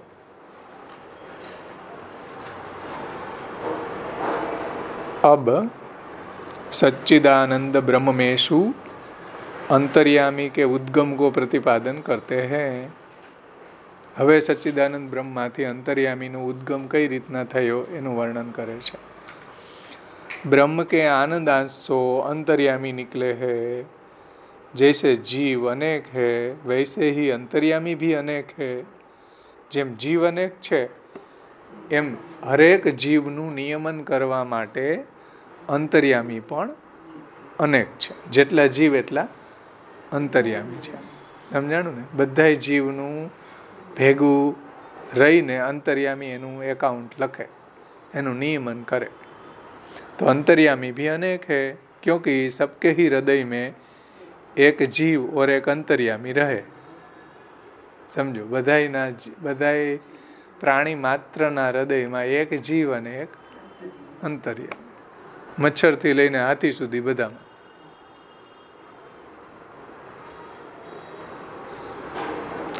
ईश्वर હવે જુઓ, क्योंकि सबके ही हृदय में एक जीव और अंतर्यामी रहे हैं. કદાચિત કોઈ કહે કે ભાઈ ભગવદ્ ગીતાની અંદર તો એમ કહ્યું છે કે સર્વભૂતાનામ હૃદ્દેશે अर्जुन तिष्ठति. समझो, या भगवद गीता वाक्य में अंतर्यामी को एक वचन में प्रयोग है कि सर्वभूतानाम हृदय हृदय प्रदेश में हे अर्जुन हूँ सर्व प्राणीओना हृदय प्रदेश में रहूँ छूँ એવું ભગવાને કહ્યું. तो एमा अंतर्यामी को एक वचन में प्रयोग किया है.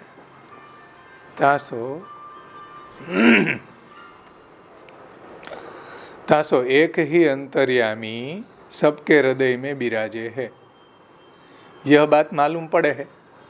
એટલે કોઈ એવું અહીંયા શંકા ઉઠાવે કે ભાઈ ભગવદ્ ગીતાની અંદર તો એમ કહ્યું છે કે ઈશ્વર સર્વભૂતાનામ હૃદ્દેશે અર્જુન તિષ્ઠતિ, એમાં એક જ અંતર્યામી છે એવું કહ્યું. તમે તો એમ કહો છો કે જેટલા જીવ છે એટલા અંતર્યામી છે. તો આવી કોઈ શંકા કરે તો એનું સમાધાન મહાપ્રભુજી એ રીતના સમજાવે છે. સમજાણી શંકા?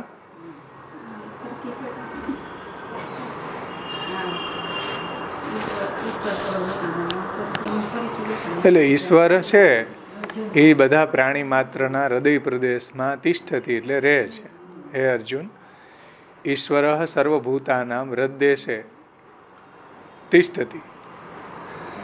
તો ભગવદ્ ગીતાનું આ વાક્ય જે છે એમાં એમ કહ્યું છે કે અંતર્યામીનું ત્યાં એક વચનમાં પ્રયોગ કર્યો કે અંતર્યામી છે બધા પ્રાણી માત્રના હૃદય પ્રદેશમાં રહે છે. તો એક વચન આપ્યું તો અંતર્યામી તો એક જ થયા ને.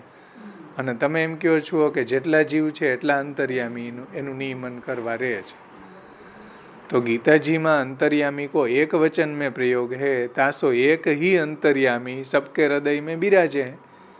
यह बात मालूम पड़े है. तो एक ज अंतर्यामी बधायना हृदय में केम रही सके? भाई तमे तो एम कहो कि जेटला जीव एटला अंतर्यामी छे. તો એક અંતર્યામી બધા જીવની અંદર રહે છે એવું કોઈ કે, એવું તો ભગવદ્ ગીતાના વાક્ય ઉપરથી આવું સિદ્ધ થાય છે એમ. તો એના જવાબમાં શ્રી મહાપ્રભુજી કહે છે કે તાકો ઉત્તર ये है जो या गीता जी के वाक्य में जो एक वचन है सो ब्रह्म के अभिप्राय सो है. સમજાણું ને?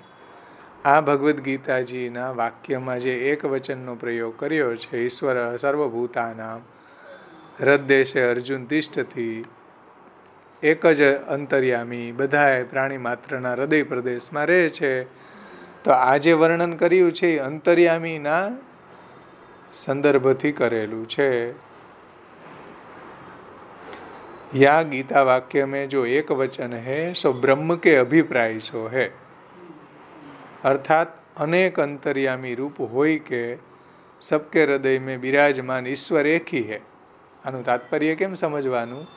એક જ ઈશ્વર અનેક અંતર્યામી રૂપ ધારણ કરીને બધા જીવોની સાથે એનું નિયમન કરવા માટે રહે છે. સમજાણું ને? એક એટલે એક વચન્ય મૂક્યું. એક જ ઈશ્વર બધા પ્રાણી માત્રના અંતરાત્મામાં રહીને અંતર્યામી રૂપે અનેક અંતર્યામી રૂપ ધારણ કરીને, સમજાણું ને? જેમ રાસ વગેરે લીલામાં એક જ પ્રભુ છે, જેટલા ભક્તો હતા એટલા સ્વરૂપ ધારણ કર્યા કે નહીં?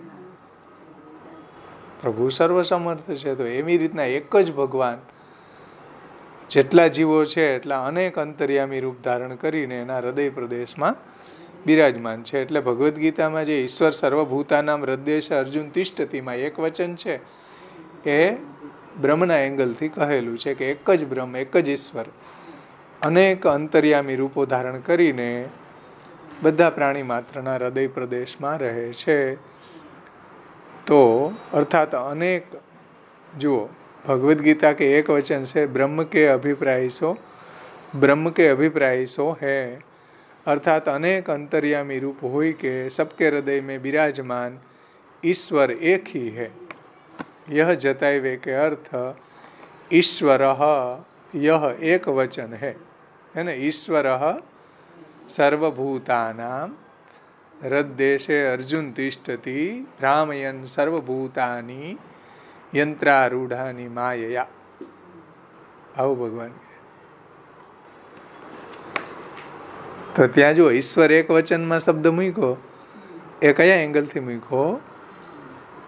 કે એક જ ઈશ્વર અનેક અંતર્યામી રૂપ ધારણ કરીને બધા જીવના નિયમન માટે બધા જીવોના સાથે રહે છે, ભેગો જ. સમજાય ને? જ્યાં સુધી જીવ છે આ દેહમાં ત્યાં સુધી અંતર્યામી સાથે રહે. તું જहाँ जहाँ चलेगा मेरा छाया साथ होगा એમ. સમજાણું? એવું ગીત છે ને, તું જहाँ जहाँ चलेगा मेरा छाया साथ होगा, એમ ભેગો જ રહે. બોલો. હા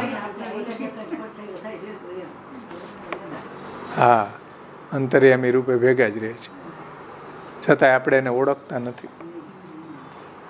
સમજમાં આવ્યું ને? અર્થાત અંતર્યામી રૂપ હોય કે सबके हृदय में विराजमान ईश्वर एक ही है, एक ही है, यह जतावे के लिए अर्थ ईश्वर यह एक वचन है. अनेक अंतर्यामी होएंगे तो अनेक ब्रह्म मानने पड़ेंगे भाई. अनेक अंतर्यामी હોય તો બ્રહ્મ અનેક માનવા પડે. બ્રહ્મ થોડા અનેક હોય, બ્રહ્મ એક જ હોય. એકમેવ અદ્વિતીયમ બ્રહ્મ. બ્રહ્મ કોઈ દિવસ અનેક હોય નહીં. એના ઘણા એમ કે ભાઈ અમે તો બધાય ભગવાનને માનીએ, પણ બધાય ભગવાન જ ન હોય, ભગવાન એક જ હોય. પરબ્રહ્મ તું કૃષ્ણ હિ. સમજાણું? તો અંતર્યામી હોएंगे, अनेक अंतर्यामी होएंगे तो अनेक ब्रह्म मानने पड़ेंगे. और वेद में तो एक ही ब्रह्म मान्यो है. ब्रह्म तो एक ज है, पर ब्रह्म परम काष्ठापन्न सर्वोत्तम परब्रह्म तू कृष्णो ही. વેદ તો એમ જ કહે છે કે બ્રહ્મ તો એક જ છે, બ્રહ્મ એક ही ब्रह्म मान्यो है वेद में. તાસો વિરોધ આવે ગો. જો જેટલા અંતર્યામી છે એટલા તમે બ્રહ્મ માનશો તો આ શ્રુતિનો, વેદનો વિરોધ આવશે. કારણ કે વેદ તો એમ જ કહે છે કે બ્રહ્મ એક જ છે. हाँ, अनेक ब्रह्म, जो अंतर्यामी जितने भी अनेक अंतर्यामी होंगे तो ब्रह्म भी अनेक मानने पड़ेंगे, और वेद में तो एक ही ब्रह्म मान्यो है, तासो विरोध आवेगो, ऐसी शंका भी नहीं करनी. એટલે આવી શંકા ન કરવી ભાઈ કોઈ, કે જેટલા અંતર્યામી છે એટલા બ્રહ્મ છે. અને જો આવું કહેશો, જુઓ અનેક અંતર્યામી હોય તો અનેક બ્રહ્મ માનવા પડે ને. અને વેદ તો એમ કહે છે કે બ્રહ્મ તો એક જ છે. તો વેદથી આ વાતની વિરોધ આવ્યો ને. આવી કોઈને શંકા થાય તો આવી શંકા ન કરવી, क्योंकि जैसे अनेक जीव के साथ ब्रह्म को अभेद है, यही प्रकार अनेक अंतर्यामी के साथ भी ब्रह्म को अभेद ही है. સમજે છે ને? અનેક જીવોની સાથે બ્રહ્મનો અભેદ છે, એટલે બ્રહ્મ જ અનેક જીવો રૂપે પ્રગટ થયા છે. એવી રીતના બ્રહ્મ જ અનેક અંતર્યામી રૂપે પ્રગટ થયા છે. સમજાણું ને? એટલે જીવની સાથે બ્રહ્મનો અભેદ છે. સમજાણું ને? કેવો સંબંધ છે જીવની સાથે બ્રહ્મનો સંબંધ? કેવો છે? અભેદ સંબંધ. એને આપણે ત્યાં તાદાત્મ્ય સંબંધ કહેવામાં આવે. તાદાત્મ્ય એટલે કેવો? કે જેમ સમુદ્ર અને મોજા, સમુદ્ર અને તરંગો.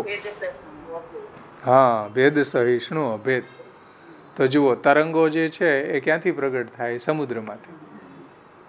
તરંગો પાછા વિલય ક્યાં થાય? સમુદ્રમાં. છતાંય પાછા સમુદ્રથી એનો અભેદ છે. છતાંય પાછા એને આપણે અલગ કહી શકીએ કે આ મોજાના સમુદ્ર. સમજાણું ને? એવી રીતના જીવ છે બ્રહ્માથી જ પ્રગટ થાય છે, બ્રહ્મભૂત છે. સમજાણું ને? એટલે જીવ છે, જીવની સાથે બ્રહ્મનો અભેદ છે. જીવની સાથે બ્રહ્મનો અભેદ છે, કારણ કે બ્રહ્મ જ બધા જીવ રૂપે પ્રગટ થયા. એવી રીતના અંતર્યામી સાથે બ્રહ્મનો અભેદ છે, કારણ કે બ્રહ્મ જ બધા અંતર્યામી રૂપો ધારણ કરે છે. એક જ બ્રહ્મ બધા અંતર્યામી રૂપે બને છે. એક જ બ્રહ્મ બધા જીવ રૂપે બને છે, ને એક જ બ્રહ્મ બધા જળ રૂપે બને છે. તો એમાં કોઈ જાતનો વિરોધ નહીં આવે. એટલે જેટલા જળ એટલા બ્રહ્મ, કે જેટલા જીવ એટલા બ્રહ્મ, કે જેટલા અંતર્યામી એટલા બ્રહ્મ, આવું માનવાની જરૂર નથી. કારણ કે એકમ એવ અદ્વિતીય બ્રહ્મ, એક જ બ્રહ્મ જળ બન્યો છે, એક જ બ્રહ્મ જીવ બન્યા છે, એક જ બ્રહ્મ બધા અંતર્યામી રૂપે પ્રગટ થયા છે ભાઈ. તો અનેક અંતર્યામી કે સાથ भी ब्रह्म को अभेद ही है, तासो अनेक ब्रह्म नहीं मानने पड़ेंगे. એટલે અનેક બ્રહ્મ માનવાની આવશ્યકતા નથી. સમજાણું? તમે જેમ સોનામાંથી ઘરેણા બનાવો તો તમે એમ થોડું કહો કે આ અનેક સોનું થઈ ગયું. અનેક સોનું નથી થયું, એક જ સોનું આ ઘરેણા રૂપમાં. કોઈ એરિંગ બની ગયું, કે કોઈ કડા બની ગયું, કે કોઈ કંદોરો કટી મેખલા બની ગયા, કે કોઈ પોંચી બની ગઈ, કે કોઈ ઠોરિયા બની ગયા. જો સમજમાં આવ્યું ને? બ્રહ્મનો જીવ સાથે અભેદ, જીવનો બ્રહ્મ સાથે અભેદ છે. अनेक जीव के साथ ब्रह्म को अभेद है, याही प्रकार अनेक अंतर्यामी के साथ भी ब्रह्म को अभेद ही है, तासो अनेक ब्रह्म नहीं मानने पड़ेंगे. એટલા માટે અનેક બ્રહ્મ માનવાની આવશ્યકતા નથી. સમજાણું ને? જુઓ, કેટલા બીજા જેમ રામાનુ સંપ્રદાય છે એ વિશિષ્ટ દ્વૈત માને છે, માધવ સંપ્રદાય છે એ દ્વૈત માને છે કે આ જગત અલગ છે અને બ્રહ્મ અલગ છે. આપણે અલગ નથી માનતા, આપણે અદ્વૈત માનીએ છીએ, તાદાત્મ્ય સંબંધ માનીએ છીએ. સમજાણું? જળ અને બ્રહ્મનો અભેદ છે, અલગ નથી. બ્રહ્મ જ જળ રૂપે, જળ સૃષ્ટિ રૂપે બ્રહ્મ જ બન્યો છે. દ્વૈતવાદીઓ એમ માને છે કે જળ અલગ ને બ્રહ્મ અલગ. સમજાણું ને? પછી આપણે જીવ અને બ્રહ્મનો તાદાત્મ્ય સંબંધ માનીએ છીએ કે બ્રહ્મ જ આ બધા જીવ રૂપે પ્રગટ થયા છે, તો એનું તાદાત્મ્ય છે સમુદ્ર અને મોજાની જેમ. બીજા જે દ્વૈતવાદીઓ જે છે એમ માને છે કે ભાઈ બ્રહ્મ અલગ છે ને જીવ અલગ છે, જીવ દુઃખી થાય છે, બ્રહ્મ થોડો દુઃખી થાય. સમજાણું ને? એટલે એ દ્વૈતવાદીઓ છે, એ દ્વૈત માને છે. આપણે ત્યાં શુદ્ધ અદ્વૈત, અદ્વૈત, શુદ્ધ અદ્વૈત છે આપણો બ્રહ્મવાદમાં. અને અંતર્યામી જે છે એનો પણ અભેદ છે બ્રહ્મ સાથે. કારણ કે બ્રહ્મ જ અંતર્યામી રૂપે પ્રગટ થાય છે. સમજમાં આવે છે ને વાત? तासो जुओ अंतर्यामी के साथ भी ब्रह्म को अभेद ही है. तासो अनेक ब्रह्म नहीं मानने पड़ेंगे. एक ज ब्रह्म सच्चिद અને જળ જીવ અને અંતર્યામી રૂપે બન્યા છે. એક ही ब्रह्म अनेक अंतर्यामी रूप, अनेक जीव रूप और अनेक जड़ रूप होई के प्रगट हो રહ્યો है. ये ही वैदिक सिद्धांत है. जो आ महाप्रभुजी नो नहीं, વૈદિક સિદ્ધાંત છે. મહાપ્રભુજી કે મારો નહીં, મારી કોઈ ઘરની વાત હું નથી કહેતો, વેદની વાત કહું ભાઈ. શાસ્ત્રનો, વેદ, ગીતા, બ્રહ્મસૂત્ર, ભાગવત, એનો સિદ્ધાંત આ જ છે.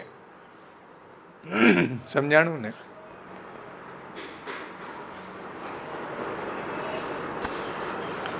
પછી કહે છે 30મા શ્લોકમાં, આપણે 29મો શ્લોક જે છે ને એનો આવરણ ભંગ લઈ લે, એટલે અહીં સુધી પછી આપણે રિવિઝન કરીએ, તમારે સમજાવવાનું છે. પછી 30મો શ્લોક આવતે વખતે લેશું. જુઓ હવે આવરણ ભંગમાં પ્રથમ પ્રકાશ પણ જોઈ લઈએ સાથે.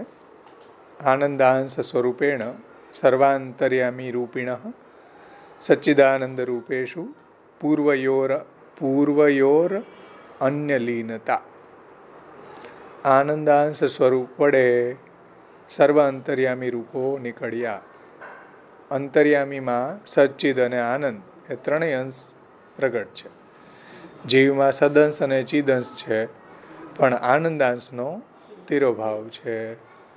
જીવમાં જળમાં સદંશ પ્રગટ છે, પણ ચિદ અને આનંદાંશ તિરોભાવ છે. તિરોભાવ છે, ત્યાં એબસન્સ નથી, ત્યાં છે જ નહીં એવું ન કહી શકીએ. સમજાણું ને? જે આપણે જોયું હતું ને, સર્વમ સર્વમયમ, બધામાં બધું છે. તિરોભાવ છે, સાવ ત્યાં અભાવ નથી નૈયાયિકોની જેમ. સમજાણું ને? પ્રાગભાવ નથી, કે પ્રધ્વંસા ભાવ નથી, કે અત્યંતા ભાવ નથી. સમજાઈશ ને? ત્યાં તીરો ભાવ છે. જેમ જળ પદાર્થ છે તો એની અંદર ચિદ અને આનંદ તીરો ભાવ છે, પણ પ્રભુ ચાહે તો જળમાં ચિદ અને આનંદ પણ પ્રગટ કરી દે. જેમ વેણુગીતની અંદર આવે કે ભાઈ વૃક્ષોની અંદર એ આનંદ પ્રગટ થઈ ગયો. સમજો, નદીઓની અંદર એ ચિદ અને આનંદ પ્રગટ થઈ ગયો. પ્રભુ ચાહે તો જળમાંય આનંદ, જળમાંય ચૈતન્ય અને આનંદ પ્રગટ કરી શકે. પ્રભુ ચાહે તો જીવની અંદર એ આનંદાંશ પ્રગટ કરી શકે, અને આનંદાંશ પ્રગટ કર્યો છે. જુઓ બધામાં, બ્રજના બધા પદાર્થો સચ્ચિદાનંદ રૂપ છે. સચ્ચિદ અને આનંદાંશ પ્રગટ કર્યો. સમજમાં આવ્યું ને વાત? જેમ બહુલા છે તો બહુલા વનમાં ઘાસ કેમ રોગી? બહુલા કેમ? એમાં ચૈતન્ય તિરોહિત છે. મહાપ્રભુજીએ પ્રગટ કર્યું કે જો બહુલાની અમે કાંઈ એમને પૂજા નથી કરતા, એની અંદર ચિદ અને આનંદ બે તિરોહિત છે. સમજાણી ને વાત? એટલે જળ વસ્તુ છે, આપણને ટેબલ છે તો એ જળ લાગે, પણ આની અંદર ચિદ અને આનંદ તિરોહિત છે. બ્રહ્મ ચાહે તો આની અંદર ચિદ અને આનંદને પ્રગટ કરી શકે. સમજમાં આવ્યું ને? એટલે આપણે ક્યાંય પ્રાગભાવ નહીં માનવાનો, પ્રધ્વંસા ભાવ કે આમાં છે જ નહીં એવું નહીં, તિરોહિત છે. બ્રહ્મ ચાહે તો એમાંથી એ પ્રગટ કરે. એવી રીતના જીવ છે, એની અંદર સદ અને ચિદંશ પ્રગટ છે, આનંદાંશ એમાં તિરોહિત છે. પ્રભુ ચાહે આપણે ભક્તિ કરીએ તો આનંદાંશ આપણો પ્રગટ થઈ જશે. હા, તો જુઓ પ્રકાશમાં આનંદાંશ સ્વરૂપ વડે અંતર્યામીનું ઉદ્ગમન છે. સમજાણું ને? બ્રહ્મના આનંદાંશમાંથી અંતર્યામી પ્રગટ થયા. સચ્ચિદાનંદ બ્રહ્મના આનંદાંશમાંથી અંતર્યામી પ્રગટ થયા. જેમ જીવોનું બહુત્વ છે, એટલે જીવો અનેક છે, એવી રીતના અંતર્યામીનું બહુત્વ છે. કેમ કે એક જ હૃદયમાં હંસથી બંનેનો પ્રવેશ છે.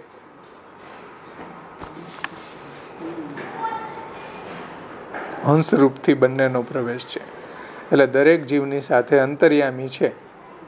હવે શ્રુતિ છે ને, દાસ ઉપર્ણા સયુજા સખાયો તયોરેકમ, દાસ ઉપર્ણા સયુજા સખાએ સમાન વૃક્ષમ પરિસસ્વ જાતે તયોરેકમ પીપલમ સ્વાદવત્ય અન્ય અનસ્ન અન્યન અભિચાકસિતિ.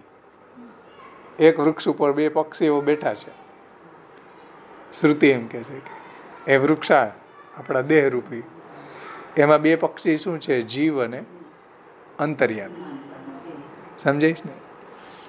અને અનસ્ન અન્ય અભિચાકસિતિ, એક છે એ વિષયનો ભોગ કરે છે, એ જીવ છે, અને જે એને જુએ છે એ અંતર્યામી છે, જે સાક્ષી અરસિક સાક્ષી રૂપે ત્યાં બિરાજે છે.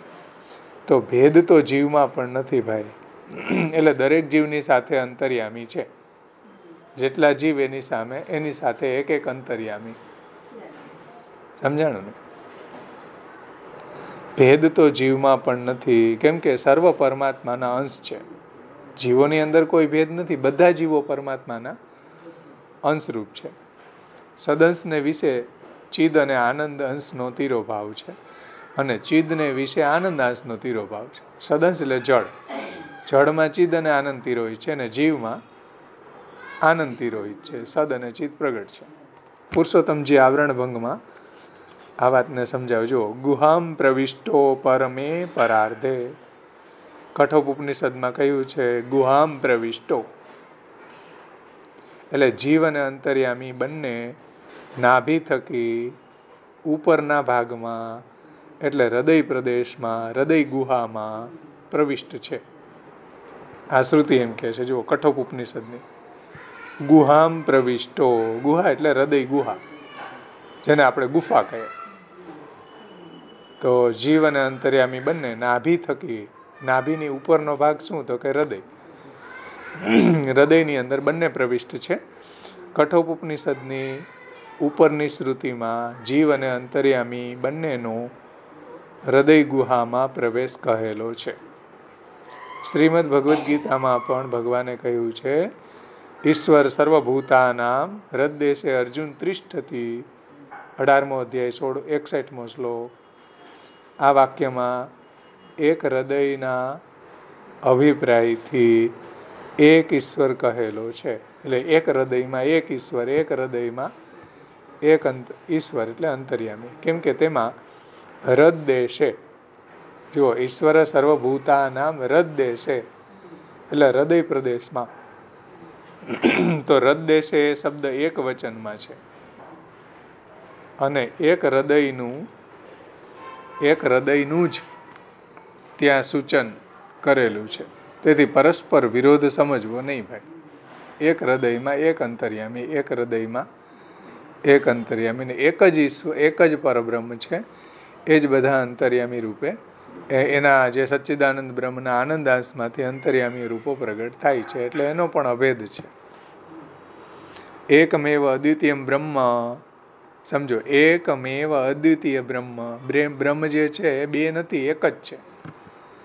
એકમેવ, એક જ છે. બ્રહ્મ એક અને અદ્વિતીય છે. એક છે અને અદ્વિતીય છે, એટલે બે નથી. એ શ્રુતિના વિરોધના પરિહારને માટે એકમેવ અદ્વિતીય. હવે તમે એમ કહો કે ભાઈ આ બધા અંતર્યામી છે, એના બધા જીવો છે, એના જળ સૃષ્ટિ છે, તો બ્રહ્મ એક ક્યાં રહ્યો? દ્વૈત થઈ ગયો.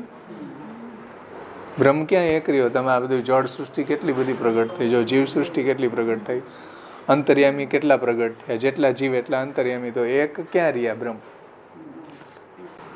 એકમેવ અદ્વિતીય બ્રહ્મ છે. તો પછી આટલા જળ, આટલું જીવ, આટલા અંતર્યામી, તો દ્વૈત થઈ ગયો ને. એકમેવ અદ્વિતીય બ્રહ્મ ક્યાં રહ્યા? તો આ શ્રુતિના વિરોધના પરિહારને માટે તે અંશનો બ્રહ્મની સાથે અભેદ છે ભાઈ. આને કેમ સમજવું? તો કે જેટલું બી જળ છે એનો બ્રહ્મ સાથે અભેદ છે, જેટલા બી જીવ છે બ્રહ્મના અંશરૂપ છે, જેટલા બી અંતર્યામી છે બ્રહ્મના આનંદાંશ સાથે એનો અભેદ છે. સમજાણું ને? એટલે એકમેવ અદ્વિતીય બ્રહ્મ જ છે, એમાં કાંઈ દ્વૈત પ્રગટ થયો નથી. જે દ્વૈત પ્રગટ થયો છે એ લીલાર્થ થયો છે, અને લીલાર્થ બ્રહ્મ જ બન્યો છે બધું. સમજાણું ને? લીલાર્થ દ્વૈત પ્રગટ થયો છે, જડ જીવ અંતર્યામી આ બધું બ્રહ્મમાંથી વિચરિત થયા, પરંતુ બ્રહ્મરૂપ જ બ્રહ્મ જ એના અભિન્ન નિમિત્તો ઉપાદાન કારણ છે. એટલે અહીંયા કહે છે તે અંશનો બ્રહ્મની સાથે અભેદ છે. એટલે જળનો બ્રહ્મની સાથે અભેદ છે, જીવનો બ્રહ્મની સાથે અભેદ છે, અને અંતર્યામીનો બ્રહ્મની સાથે અભેદ છે ભાઈ. એટલે આમાં દ્વૈત જેવું કંઈ નથી, એક જ બ્રહ્મ બધા નામરૂપ લઈને ક્રીડા કરે છે.